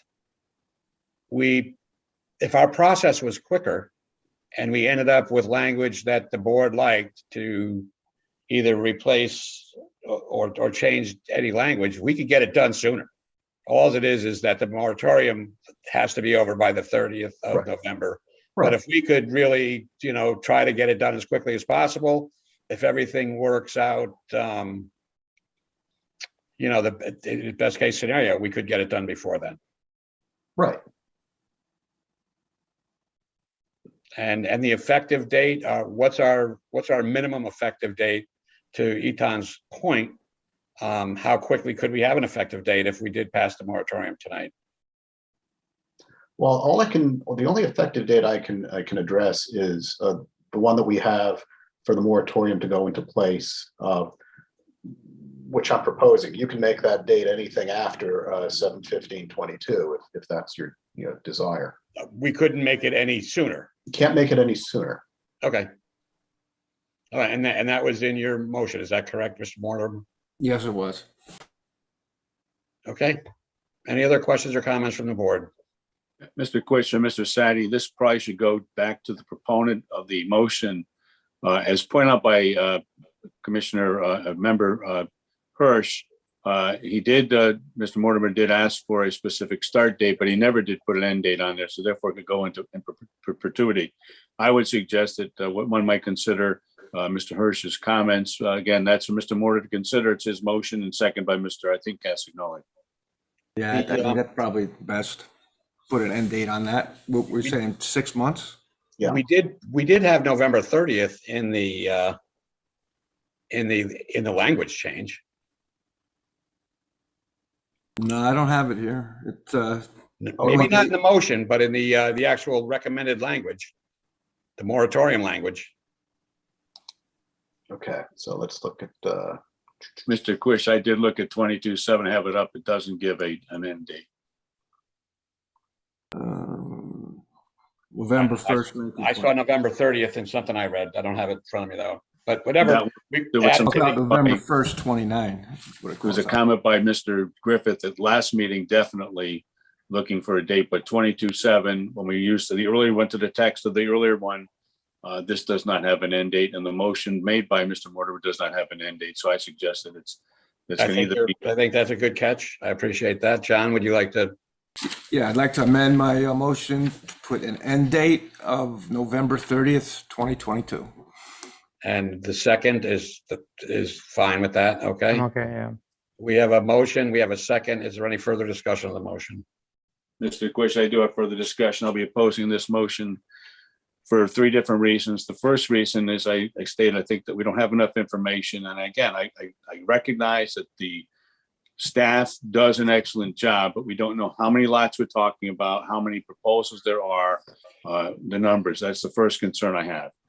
The second concern I have is we should know how many total parcels might be impacted by this. I know that there's a discussion of an R5 R5 district. And the third reason I think goes to questions by Board Member Hirsch. I heard Attorney Crusade, also. We know that the prices of real estate are starting to drop right now. There was a very high market, but it appears that it's going to be dropping. And that may well be unfair to those who were trying to sell their properties at the higher rates. But I'm going to be opposing this particular motion. Thank you. Thank you for that. Any other questions or comments from the board? Those are good points that Mr. Sadi brings up, but I think the damage that could be done by overbuilding might override some of those points. So. Okay. Any other further discussion? Yeah, I have a further discussion. May I ask Mr. Mortimer a question, Mr. Quish? Please do. Mr. Mortimer, do you believe that people have a fundamental right to build on their property? Sure. Okay. So how is it overbuilding then if you're building on your own property? Well, if we take a look at those lots and we can see that it's a general concern, I think, of the public of overbuilding to begin with. I think a temporary moratorium while we examine this issue is not a violation of their right to build. It's there's advance notice, and I think it's called for in this situation. Just to look at it, I mean, maybe moratorium goes away and we build anyway. It's 6 months. I believe, Mr. Mortimer, that a lot of people in the public complain about overbuilding more geared towards commercial, for commercial purposes rather than personal purposes of their own residential properties. For example, people are concerned with overbuilding, on the post road or their green spaces. I'm not aware of people, of individuals, members of the citizens of the town of Milford complaining about overbuilding on one's own property. Well, in my own neighborhood, the houses are so crammed in, 5 and 10 feet, our setbacks, I have a 35-foot lot, for instance, and, I got houses either side. People are building every sliver of land they can. So I don't have anything against that per se, but I think there should be a limit to it. Well, land is a finite object. You can't print it like the U.S. Mint prints land. It's a finite asset. There's only so much of it. Thank you. Listen, I do agree with. Mr. Chairman, are you going to let this go on? I don't think, I think every board member has a right to speak his mind as long as. Yeah, but I know that. I don't have any right to stop it. Yeah, an argument between two. that. Okay, all right. I wouldn't say it's an argument. I think it's more a discussion. And I agree with some of Mr. Hirsch's points. I think we should look at the situation and deal with it. And that's where our difference is. And I think we're going to put the vote on a moratorium up for a vote, and then we'll see where we are. Okay. That's the American way. Thank you. Meg, would you please call the roll? Ms. Austin, With the motion. Mr. Castagnoli, Yes. Mr. Hirsch, Against the motion. Mr. Cater, With the motion. Mr. Collegian, With the motion. Mr. Mortimer, I'm with the motion. Mr. Sadi, Against the motion. Mr. Zaharides, I'm with the motion. and Chairman Quish. I am with the motion. The motion passes. Okay, thank you. The next order of business is proposed regulation change 22-4 petition of Kevin Christadian Esquire for a change to Article 7, Section 7111 and 7112 and 7113 to change site plan. Jim, review. Jim, that got changed at the beginning of the meeting. Oh, I'm sorry. Thank you, Nancy. I apologize. Thank you. Next order of business is accessory apartments, ADUs, accessory dwelling units to opt out of the default state law provisions that allow construction of accessory apartments, also known as ADUs or accessory dwelling units, on lots accompanying single-family homes that place limits on other conditions of approval contained in Section 6 of Public Act 2129, an act concerning the zoning enabling act, accessory apartments, etc., in accordance with the opt-out procedure contained in Section 6F of PA 21-29. David, if you would give us an overview of this state law and what our obligations are. Okay. So this is the summary I provided you with. I'll read it to you. With the passage of PA 21-29, the legislature has enabled accessory apartments in residential districts, as the state now defines it, as of right, and that's as of January 1st, 2023, unless the city opts out by both a 2/3 vote of the Planning and Zoning Board and Board of Alders, or amends its zoning regulations within the limitations prescribed by the regulations. So basically, the board has three choices.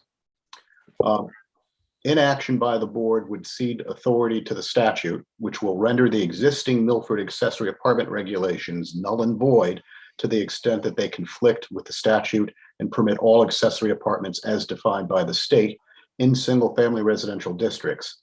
Existing regulations will require revision so as to not conflict with the adopted state statutes and regulations. That's option one.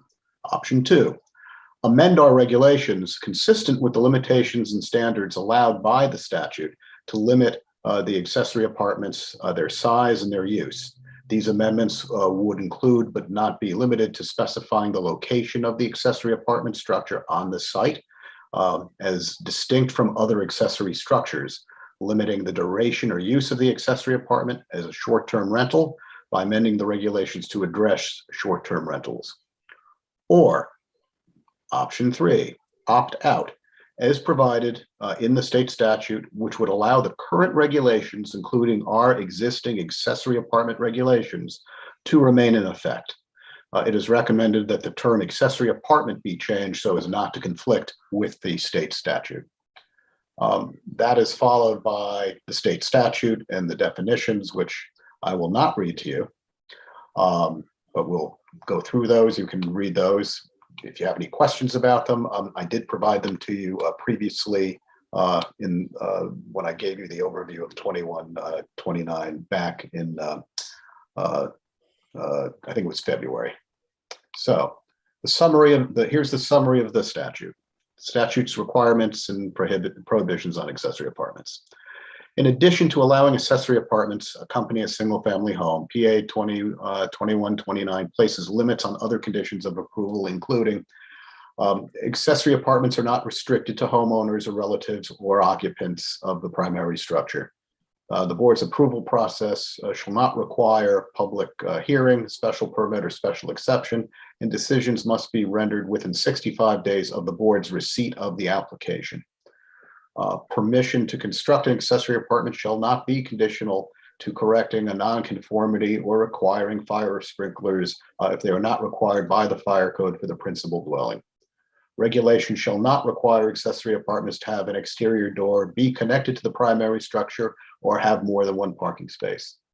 Regulations may allow maximum accessory apartment size of 1,000 square feet or 30% of the size of the primary structure, whichever is smaller. The construction or introduction of an accessory apartment may not trigger more restrictive lot coverage requirements than applicable to the primary home, require greater setbacks than are required by the primary home, require greater height, landscaping, and architectural design standards than apply to the single-family dwelling. Accessory apartments shall not be required to be affordable housing. Municipalities may regulate the use of accessory apartments as short-term rentals. Accessory apartments shall not be required to be served by separate utilities, and shared septic systems shall not be considered community wastewater systems for regulatory purposes. So if the board, I'm sorry, did someone say something? Okay. If the board chooses not to opt out of the following actions will be required. Milford's current zoning regulations, section 3.1.7, accessory apartments conflicts with the statute in the following manner. Our current regulations limit the size and placement of accessory structures to the main dwelling. We would need to change sections 3.1.1.75 to comply with the statutory size language. The statute allows for accessory apartments to be in an accessory structure. It would be recommended to create setbacks specific to an accessory apartment structure. Setbacks may equal setbacks for the main dwelling if desired, as allowed by state statute. The current accessory apartment approval is done administratively. The statute specifies accessory apartment applications are to be approved by the Planning and Zoning Board within 65 days of application. Upon establishing definitions and regulations for short-term rentals, we can prohibit accessory apartments from being used as short-term rentals if desired, as allowed by the statute. However, new regulations would be needed. We would need to change paragraph 2 of section 3.1.1.7, which limits use to the main dwelling, and clarify or remove language regarding lot requirements. We would have to eliminate the following sections of 3.1.1.7. We would have to get rid of subsection 4, 6, 7, 9, 10, 11, 12, 13, 14, 15, 16, and 18, as they conflict with the state statute. So there you have it. Okay. Now is any overview on why this was enacted by the state? Is it they're looking for affordable housing? They're looking for they're trying to achieve something. They're trying to achieve more housing because it doesn't have to be affordable. You can make it, you can make it affordable, but the state's goal is to create more housing in a state that's viewed as not having enough housing to meet demand. And I use the term affordable not to mean 830G, any specific requirements, right, but just in general, smaller, 1,000 square foot or less is going to be less expensive than 5,000 square feet. Sure. So that is what my point is there. Eton. Yes, Chairman Quish. I believe also that the statute, if you read it by its terms, would seem that they want elderly parents to be able to live with their children in an accessory apartment as well. It's not just general overall housing, but it seems to me geared towards you can live with your, you have elderly parents living with the family, they can live in an accessory apartment. Thank you. Any other comments or questions from the board? Okay, this is not a public hearing, so the public will not be invited to speak. That's true. You're right. No. Oh, they're all public hearings. I'm sorry. Yeah. I just saw the different close date. I stand corrected. Thank you. Must be getting tired. I got corrected twice already tonight. Okay, this is a public hearing. So if you would like to speak to this issue, please raise your hand or electronically raise your hand. Please state your name and address for the board. And please keep your comments to about 3 minutes. Okay, the first hand I see is Prasad. Go ahead, Prasad. Honorable Chairman and esteemed members, I'm Prasad Satavali, a resident of 48 Robert Reed Drive in Apartment B in Milford. My appreciation to all of you for volunteering your time and energy to this board. I'd like to make a statement on behalf of Island for Milford. We are an alliance of neighbors and community leaders. We strive to make Milford a city where everyone has a place to live and thrive. We know there is a housing crisis in Milford. We can only address it by working together. We are in favor of ADUs for the following provisions: that the occupants do not have to be blood relatives of the homeowner, that the homeowner may charge the occupant of the ADU a rent. These provisions will definitely give some relief for the housing crisis in the city that we are seeing firsthand here. We can get places here to rent. If we are bringing our friends or anybody is getting a job here, they have to wait, and sometimes they have to live in faraway towns and then commute to Milford. On behalf of All In for Milford, I thank you for your kind attention. Thank you, sir. Okay, I'm scanning the screen for more hands, and I see a hand from Therese. Yeah, I would also like to support what Prasad had said. And just, I have two grown children who both work full-time and cannot afford to live in Milford. They went to school here, they grew up here. I would love for them to be able to live in Milford, but they can't afford it. And it strikes me that this is the kind of thing that's going to make it possible for young people and older people to live someplace, save up some money, maybe buy a home. Because right now it's ridiculous, and it's just so unaffordable for most people. So I definitely support ADUs. Thank you. Okay, we have a hand up from Charles. Hi, this is Charles Montalbano, 30 Revere Place. I just want to also express my support for what Prasad spoke about. My wife Janet and I had a accessory apartment in our home, which we had occupied by blood relatives for many years, but we have run out of blood relatives. And we would like to now at some point perhaps welcome people in who could use a lower cost place to live, and who may eventually help us with our expenses as well. It's a symbiotic relationship, I think, and it would be an important move for Milford. So thank you for your time and your consideration. Thank you. Okay, the next person would be Sarah. I am Sarah Bromley, 27 Norway Street. Again, thanks all of you for your hard work on behalf of all of us in Milford. I have a daughter who's 23, makes $22 an hour, can't afford to leave. She would love to leave, believe me. I'd like to be able to build an ADU myself. And also, you know, if say Emma gets out, or if Emma stays here in the house, I'd love to have space for my mother who's in Florida with failing health, but I cannot live with her. And maybe I could live with her in an ADU a little bit separate, but I would love to be able to help her. I just can't have her right next to me, if you know what I mean. So I don't mean to be like really flip about this, but it would really help multiple people in my home. And once I take care of those of them, like maybe like in Charlie's situation and Janet's, maybe then I could help some of my coworkers, because I work in childcare where parents pay $2,000 a month and employees see none of that. We struggle to survive, or the ones who don't have the luxury and privilege that I do of having a partner who makes much more money. So yeah, I'd like to help my own family, then be able to help some of my friends, and have them be able to chip in some on some rent.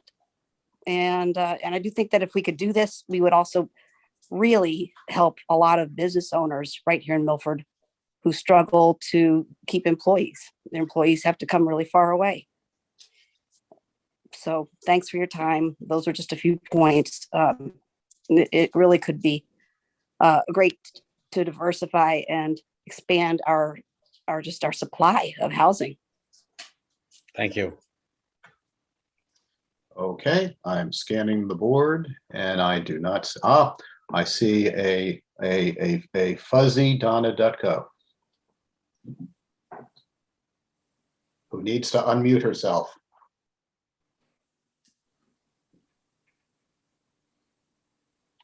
Yeah, unmute, Donna. There we go. Okay, There we sorry go. about Thank that. you. So Donna Dudko, 236 Buckingham Avenue. I just have a question for the board because I know you recently signed off on Milford's affordable housing plan.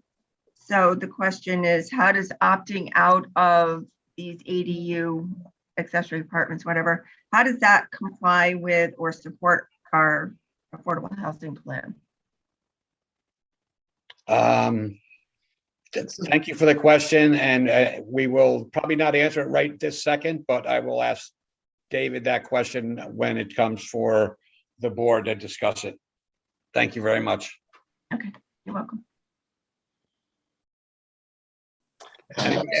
Any other member of the public like to speak? I do not see anybody else indicating that they would like to speak. Okay. Then if that's still the case, we will close the public comment section, and I would then ask you a question, David, how, if we were to opt out of this, would that be in conflict of the affordable housing plan? Or how do these two things interrelate? Well, it wouldn't be in conflict in that you already have accessory apartment regulations. Whether or not you want to change those regulations in some way, that's up to you. But Milford is sort of ahead of the curve because we have the accessory apartment regulations. There are a lot of municipalities that don't. So, you know, you have an opportunity as defined by our regulations to have an accessory apartment. Okay, so that is connected to the, physically connected to the primary structure as well as being a blood relative. Yeah, so quite restrictive. So it's restrict. It's yes. I mean, it's much more restrictive than what the statute obviously intends to do. Okay, thank you very much. Any questions or comments from the board? Mr. Quish, Mr. Sadi here. You know, I to take a vote, I am bound by the vote that the board made, but I think when we made the decision on 22-2, it presented us with this very substantial quandary. The quandary is your regulation that you've approved does not allow any building which would include accessory apartments. So I'm concerned about the action taken there. I also am concerned when I read the statute over, I agree with the comment by Mr. Hirsch that it is entitled, I mean, it was intended to assist people that might have health issues, might have age issues. A speaker, Mr. Montalbano, talked about said issue, and it's something we should be definitely concerned about. However, when I look at, this is the definitions on 8.1A, number 3 says as of right, basically they apply for it. We don't give them a public hearing. And it seems like we must have to grant that. So I'm not really sure how I'm going to vote on this if there's a motion, but I think that it's something we should consider. I'm not sure why we would want to be trying to remold our I suggest, somewhat antiquated accessory section of our statute because of it clearly limits who can be in an accessory apartment situation. And it's not really the accessory garage, so it's not there. But I have serious concerns about what we did earlier. I'm also concerned about if we opt out, what we're stuck with, it's going to be as of right. So I don't have a complete answer yet. I'd like to hear the other board members' wisdom and thoughts, but I just want to put those on the record if we have a vote tonight, and therefore my comments will be used to assess the record. Thank you, Mr. Quish. Thank you. Any other questions or comments from the board? I'm a little confused. Maybe Mr. Sadi could enlighten me. I don't see where the 22.2 would prevent accessory dwellings separate from, the main building. Maybe you help me out there. Mr. Quish, if I could answer. Go ahead. My position, which I made clear at the time of the argument prior to the vote, was the term of no building. So it's a no building or accessory structure. We now have in regulations no building. And that's why I suggest that. That's my assessment. That's my feeling. Right. So for my 2 cents, John, would be that there's an existing state law that would supersede any local zoning regulations. So if we do nothing or if we opt out, then the accessory dwelling units as defined by the state statute would be in effect our regs as well. We do have a little bit of leeway in terms of crafting some changes that might include short-term rentals and a few other things as described by David Sulkus. But it's the case that the state statute would supersede local zoning. That's the way it's written. Right, yeah, and maybe because it's late, I would be in favor of accessory dwelling units that are separate, that follow the proposed regulation earlier as far as the size. I don't see where one cancels the other out. Maybe I'm missing it. But yeah, no, the one we did earlier did not permit dwelling units. It just permitted structures. This is now specifically for dwelling units that are not however it's written. They don't need to be attached to the house and they don't need to be blood relatives. Those are the two major differences with the way our present regulation is, our local regulation is set. Right, okay. Any other questions or comments from the board? Yes, Jim, I do. So we already have an accessory dwelling unit regulation in our town of Milford, correct? Correct. And if we opt out, that remains in effect, correct? Correct. Why are we all of a sudden trying to change our Milford regulation when we already have one in place? Yeah, well, so it's because the state did it and the state mandated that we either accept what they did or we opt out. My point is, I haven't heard anybody bring it up until the state mandated it. So what's wrong with ours? What was wrong with ours prior to this?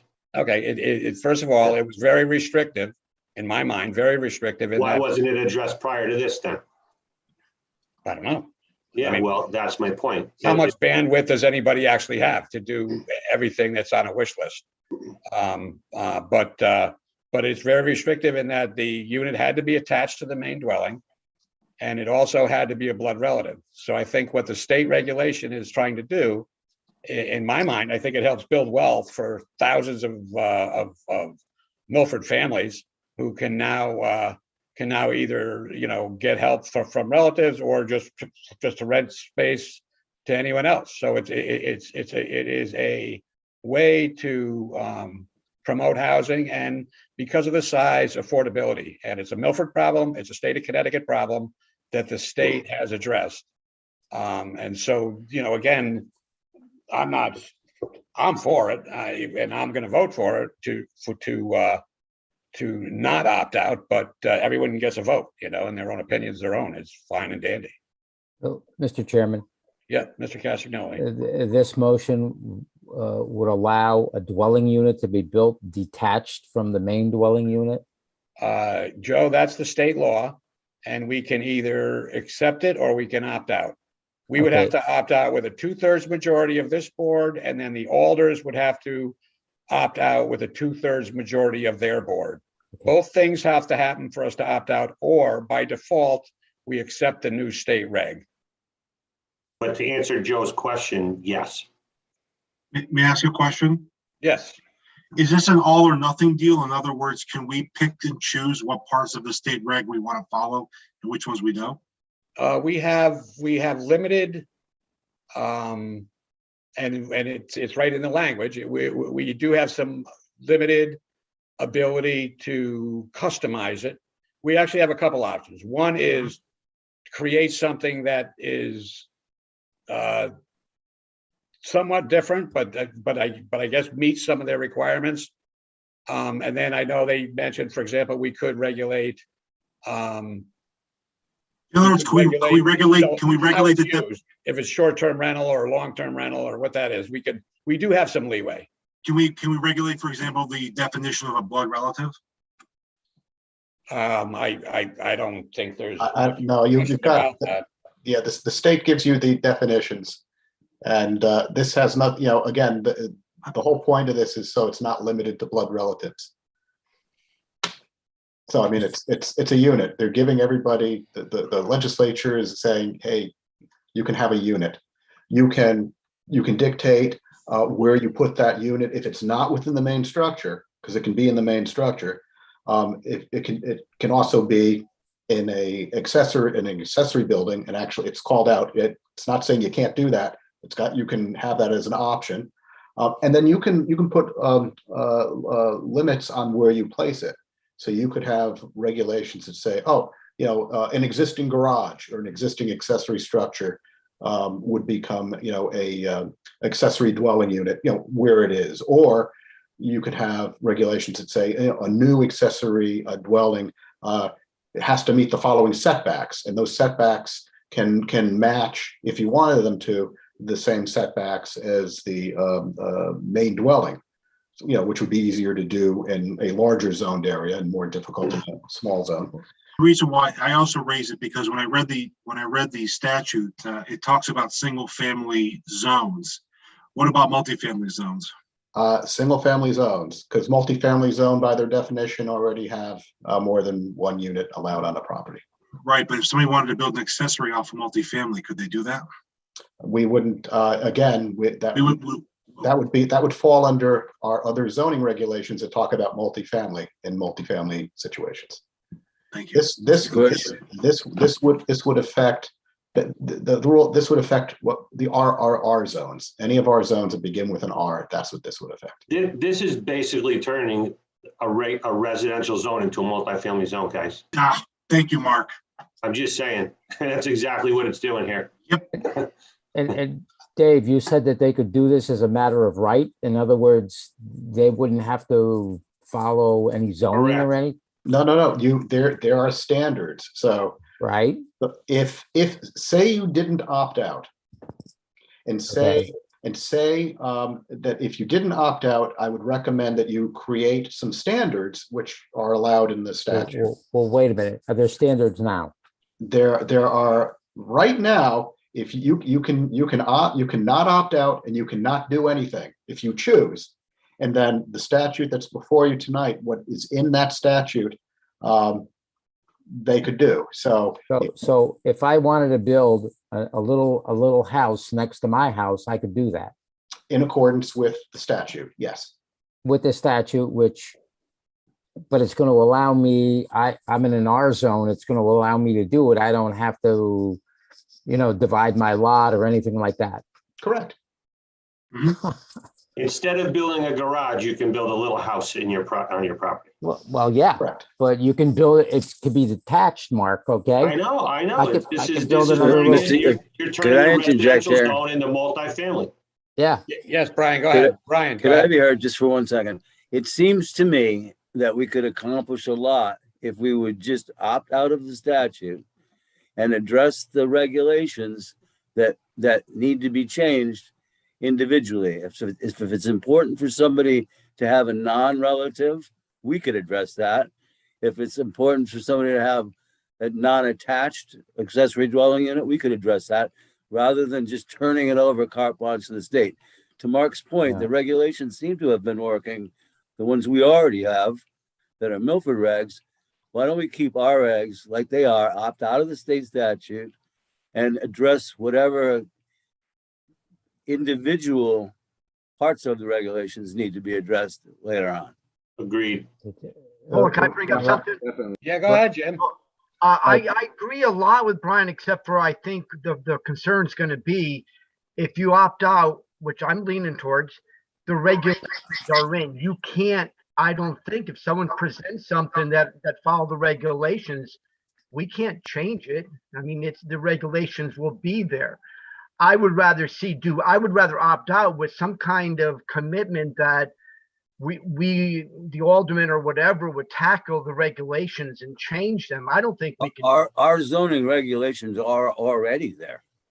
We already have those regulations. Yeah, we have them. Blood relative. From what I'm hearing, they're pretty restrictive. Well, I mean, they're specifically restrictive in that it has to be a blood relative and it has to be attached to the house. And so that's what it is. if in fact we don't, if we don't opt out and we say that we're going to address it, I don't know who's going to do it. The regulation subcommittee may do it. They may not, they may get bogged down with other stuff. It's possible that we would redress a situation where we recognize that we do have a housing crisis or a housing issue where we have affordability as a problem, and these smaller, under 1,000 square feet, definitely, or whatever it is, a third or 30% of the size of the primary dwelling. Those are the restrictions that we would be opting into by not opting out of. So there are opportunities to take to not opt out and still customize it to things that make more sense to Milford. As David said, we could restrict where the structure is on the lot. We can have the setbacks be at least as restrictive as the primary dwelling, which in essence, on a lot of these small lots, it's pretty prohibitive, right? So there's not going to be, these same type of lots we were looking at on the subdivision map that Joe showed us. There's no opportunity there, I wouldn't think, realistically, because you're still going to be required to adhere to setbacks and lot coverage. You just can't make the setbacks more restrictive. They don't want you to not opt out and then make it so hard to do that it's unrealistic. So that's, again, the state legislature thought it was an issue that needed to be addressed, and this was one of the prongs on the fork that they chose to implement. Again, everybody has a vote, and I'm for it, but at one point we'll have a discussion and we'll have a vote. Mr. Chairman? Yeah.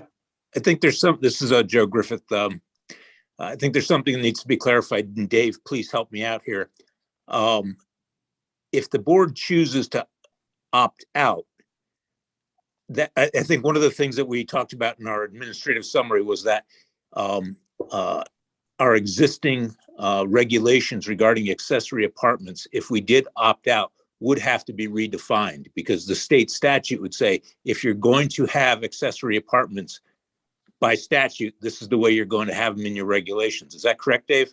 That's correct. We wouldn't be able to call them accessory apartments. We could call them something else. And so that's what I'm saying is if you took what we had now and said, we'd like to keep it the way it is, we would stop calling them accessory apartments. We'd call them in-law apartments or what have you. But I think as soon as you said, we're going to opt out, but we're going to redefine accessory apartments, I don't think the statute would allow you to do that. Right. And if we opt out, and we have to change what we call accessory apartments to something else, at that time, the board should address those other issues that were brought up if people think the regulations are too restrictive as they are. I mean, the regulation is actually would be pretty easy to alter in that it's a list. I mean, it's basically a checklist. And those checklist items can be removed, they can be changed. It's really straightforward. I mean, it's one of our more straightforward regulations that we have. It's like, if you do this, you have the apartment. And if you want to change what this is, or you can do that.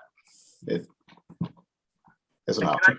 Can I ask a question? If for Milford, where would we have the most control if we opted out and changed it to in-laws and changed all the rules to the way we want it? Do we have more control that way instead of if we don't do anything and we default to the state?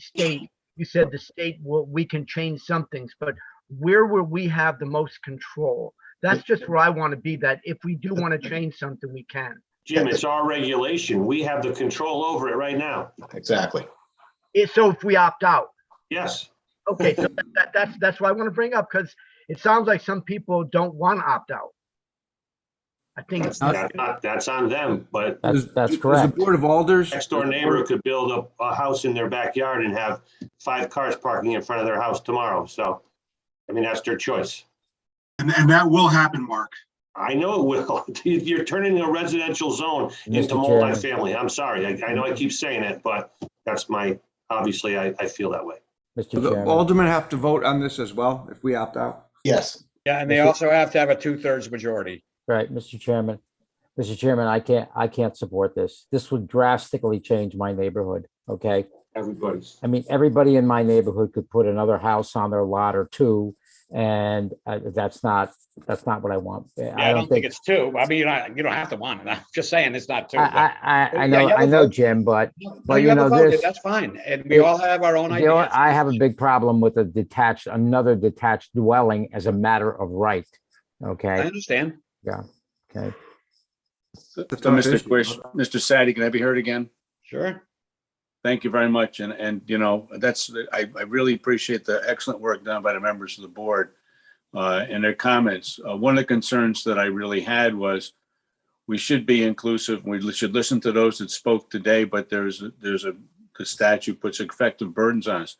There's another option we could consider because we don't have to close this vote until October 13th. We could send this over to the regulation subcommittee to come up with some ideas on how we could incorporate some of the good things in this particular statute, along with the comments of our citizens who have made excellent comments and commentary, because I think that ultimately, and it was brought out by Mr. Sulkus and by Mr. Griffith, if we opt out, the last page and a half of the summary by Mr. Sulkus is that we're going to have to change our regulations at some point. And he does cite several ones are going to have to be changed. So again, that's just another option to move it to the regulation subcommittee where you have one other item that's going to be before us. And we could possibly get that done. Just a thought I have, and I really appreciate all the arguments and comments.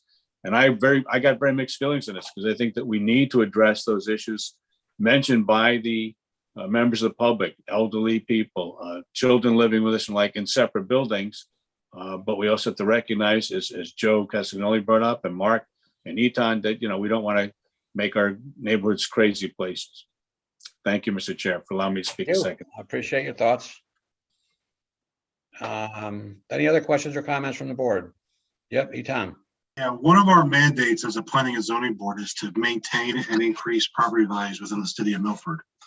I don't know what the effect will be of doing that, of fulfilling that mandate, fulfilling our duty by following this state plan or the state legislative regime. I don't know if we can get an economic analysis from the town. I have no idea, but there is a certain economic issues that I have with this that are contrary to, I think, our mandate as a town planning and zoning board. Well, I mean, I think an argument can be made that if you have a primary dwelling and a rental unit, your property value is worth more, and or you stay there and you have income. I'm not sure that's true, Mr. Quish. I'm not sure. I'm sure either. I'm just saying that's what I believe. I know you believe. I'm not a real estate expert, that's for sure. I know you, Chairman Quish. I know you believe that. I'm just not sure that's true. That's fine. I mean, how many multifamilies are in Bridgeport and in New Haven, and what are their worth of those properties comparable to what they're worth in Milford? Understood. Any further questions or comments from the board? Well, Mr. Chairman. Yes. What I'm thinking of doing is just moving this to the regulation subcommittee for further review to see if they can come up with something that, most of the members would agree with. Well, we do have some time, and Mr. Sadi did mention that as well. I'm okay with it if the rest of the board is. I mean, I agree with that. I think that's a safe idea. Because if we do nothing, if it goes to the state, if we opt out, I think we got time. We have time. Yeah. That's a good point. And I mean, the only problem I have is the attachment, not the blood relative. I mean, I don't care who lives in there, but it's got to be attached. It's got to be part of the dwelling. Yeah, I think that's a good point because, there's not everyone wants a stranger down the hall, but, in the backyard might be okay. But, in the same house, not so much. Well, so. you may, like Charlie Montalbano said, you might run out of blood relatives. Yeah. Then what do you do? And we actually do have the state quote unquote granny pod regulation that is in effect, but it has to be a blood relative, but it could be a separate structure or a caregiver to a blood relative. So there's some other options there, but if everyone's okay with putting tasking the regulations subcommittee with this, I'm okay with that too. Okay, do I move it or we just refer it to David, the? do you want to coach us through this, how to do it with, So, make it legit? So because this is totally at your discretion, you can do anything. It's you don't have to take action on this. There's no statutory time limit. The only time limit on you taking action on this is if you decide to opt out, and if the Board of Aldermen takes this up and they decide to opt out, it has to be before the first of the year. Because if you don't, then it'll automatically take effect the first of the year. It says here closed by October 13th. That's the normal thing we put on there, but it's not correct. That's for any applicant. The board, when it looks at changing its own regulations, or in this case, it's looking at a deadline imposed by the state. What's on the agenda is not correct. That's not correct. Okay. That date. So you have time. If the ultimate goal is for the subcommittee to come up with new, different, or an improved regulation of its own, then what I'm hearing is, in the end, you're going to be opting out anyway. I mean, I didn't hear a scenario this evening. Yeah, sorry, Dave. That's exactly what I asked from the beginning. Why have we not already done that if it's all of a sudden an issue? Right. Well, now it's an issue, and now it sounds like the subcommittee would like to deal with it. I'm just wondering, are you just delaying the We would still have to opt out. Right. Exactly. So, I mean, you can kick the can down the road, but if your goal is to improve your regulations, to keep your regulations, then whether you opt out now or kick the can down the road, I mean, you're still going to be opting out. That's what it sounds like to me. That's correct, Dave, but the subcommittee could work on a regulation that we all could agree on. Okay. Sure. Yeah. Okay. And, adjust the one that we have now. Totally. And David, just as a clarification point, we have to have a 2/3 majority of the board or of the board present? Of the board. Okay, so we have one member not here. So if you want to vote today and you're thinking about opting out, you might not win. Yeah, that was my concern. I was going to bring that up. If we vote and we lose, it goes into effect. Am I right? The state? Yeah, So exactly. I think being safe by kicking it down the road, as you said.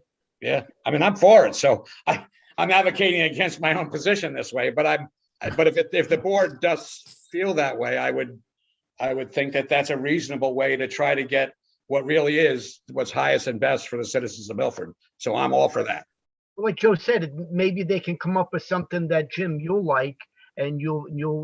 Yeah, I'm fine. Opt out. I think there is a need to address housing, and if we can do it so that we have some unity and really effectively get something done, it's different than the state reg. I'm fine with that.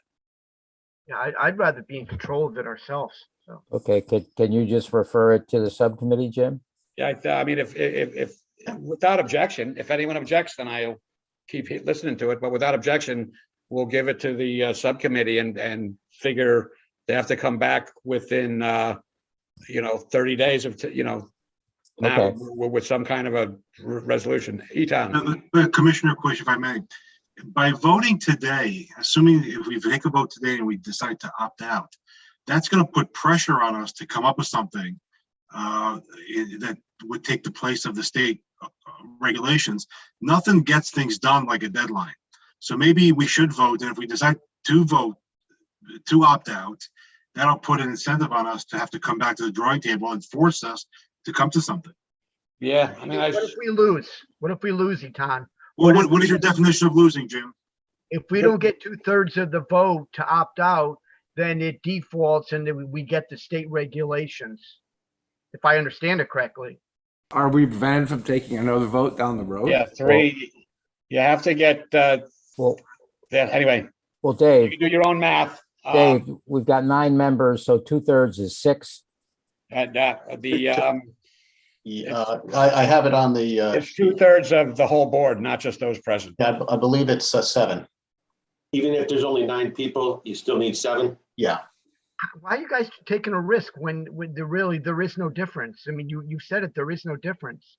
Because I think if you really want to get something done, you need the pressure of a deadline to get something done. Nothing gets things done like a deadline. Well, the subcommittee, Eaton, the subcommittee has to come back to us in 30 days, and then they bring it back to the board. And then we take our vote. There's a deadline. Yeah, I'm Right? okay with that. Jim said 30 days, so we give it to Okay. them, come back in 30 days and give us something. Okay. Okay, without objection, then that's what we'll do. So this issue is, however you want to put it, David, tabled or. Okay. Yeah, we'll table it. Whatever the appropriate language is. Yeah, it'll be tabled. And then the old business, none. Liaison reports, Nothing from Regional Council of Governments. Thank you, Mr. Chair. subcommittee reports. We do have a draft on the POCD in front of us that we will at one point get to the members to keep them up to speed, and the regulation subcommittee has some work to do, as we just discussed. Next item of business is approval of minutes.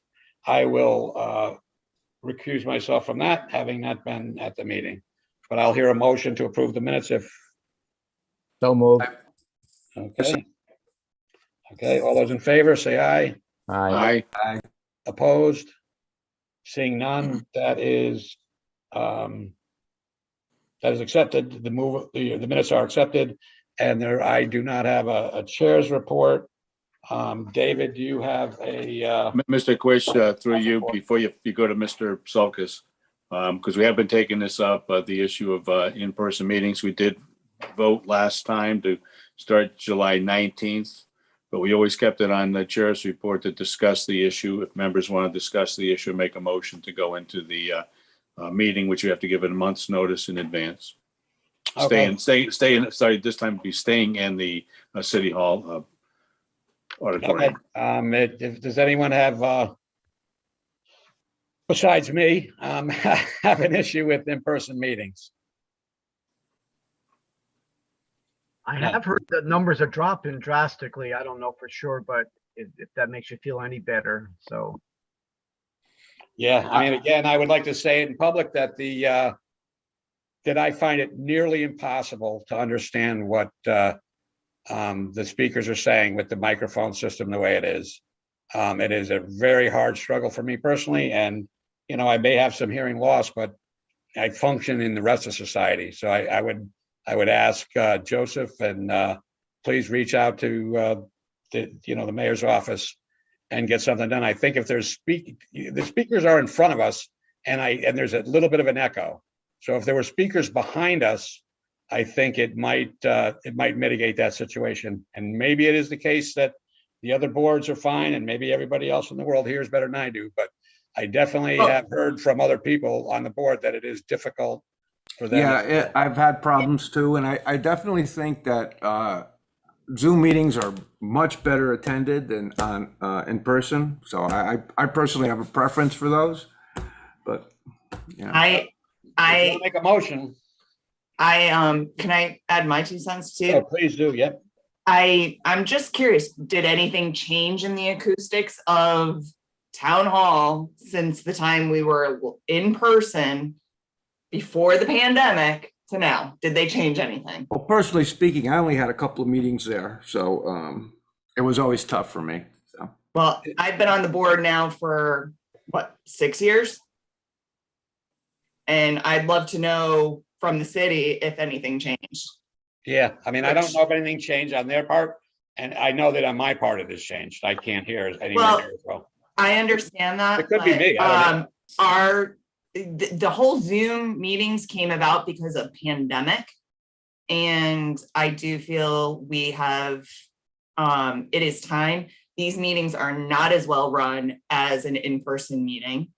They're really not. We tend to not follow the structure of how meetings are run. So I personally feel it is, we voted to be back in on the 19th, and I feel we need to stay in person going forward.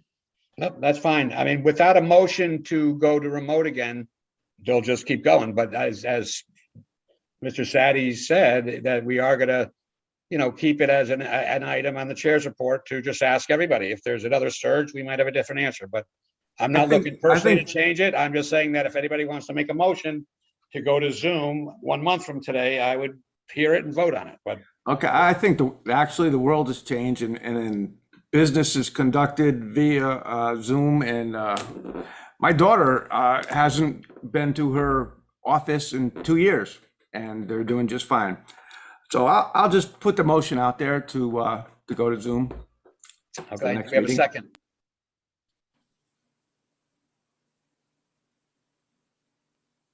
Second. Joe? Yeah. Joe seconds it. Any further discussion on it, or just go to a vote? Yeah, I just want to just say that we didn't go to Zoom meetings because of the acoustics in the room. We went to a. I'm not making Zoom, that claim. We went to a Zoom. No, but you did. You raised the issue. No, I didn't. I asked Joe to help us fix the acoustics. That's all I asked. Had nothing to do with going remote because of that. But I get the feeling, Commissioner Quish, that your argument to stay remotely in Zoom is in part due to your belief that you can't hear as well in person as you can on Zoom. No, I just like Zoom better. That's all. Actually, Ethan, I mean, I made the movement, and it was because I think online meetings are much better attended than in person. That's my argument. Okay. Yeah, and everybody has a right to their vote. That's one vote, one person, one vote. Absolutely. So if anybody wants to comment further, we'll comment. If not, we'll ask Meg to call the roll. All right, Meg, please call the roll. Ms. Austin, Against the motion. Mr. Castagnoli, Yes. Mr. Hirsch, Against the motion. Mr. Cater, Oh, boy, you put me in a tough spot here. I gotta say, I think I'm against it right now. Sorry. Mr. Collegian, Against the motion. Mr. Mortimer, I'm for the motion. Mr. Sadie, Against the motion. Mr. Zaharidis, I'm against the motion. and Chairman Quish. I am for the motion. Well, motion fails, and we are then in person for the next two meetings. Okay, can I bring up one thing though? The one thing I did notice at the meetings that was an issue, it seems they used to stand closer to us and their presentations were closer. Part of my thing is I can't see where they have the presentation, and that wasn't an issue before. So maybe there's some dynamics of how they're presenting it. I think they put a new system in as well. So things have changed. It's a little bit harder, but I'm not saying don't do it or do it, but can we try to fix it? Can we talk to somebody to maybe have the presentation a little closer to us so we can see the things? Jim, get your sound guys in there. There you go. Yeah. Okay, staff report, Mr. Griffith. Do you want to give us some floodplain management? Yeah, I'll give you the, I'm sorry, because my headphones died on me, so I'm speaking through my iPhone here. So I assume you can hear me okay? Yeah. Okay. I'll be really brief, and I'll truncate this as much as I can. I'm here tonight to, on behalf of the Hazard Mitigation Committee, to report on the status of our hazard mitigation plan. The purpose of this plan is to outline the steps and strategies that Milford residents can take to mitigate against the loss of life and damage to property during natural disasters.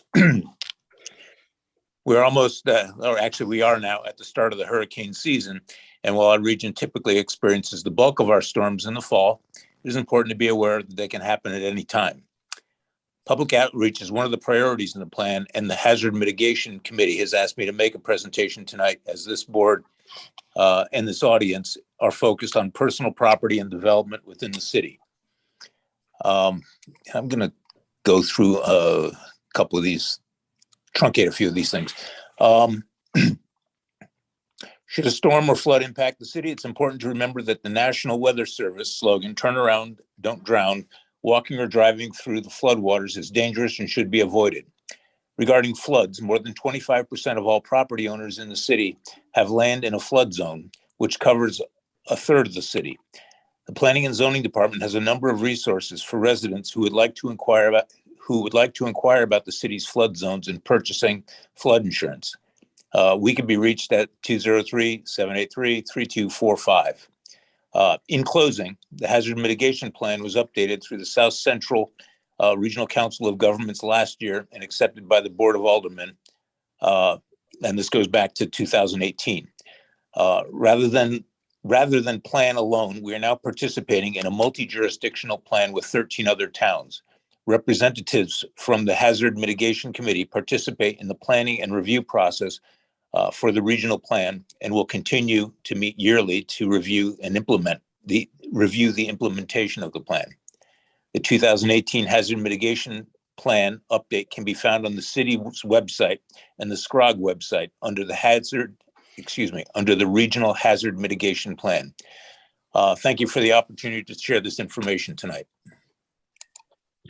Thank you very much. I appreciate that work. We are adjourned. Good night, everyone. Thank you. Take Have a care, good night. Good night, everybody. Good night, everybody. Good night.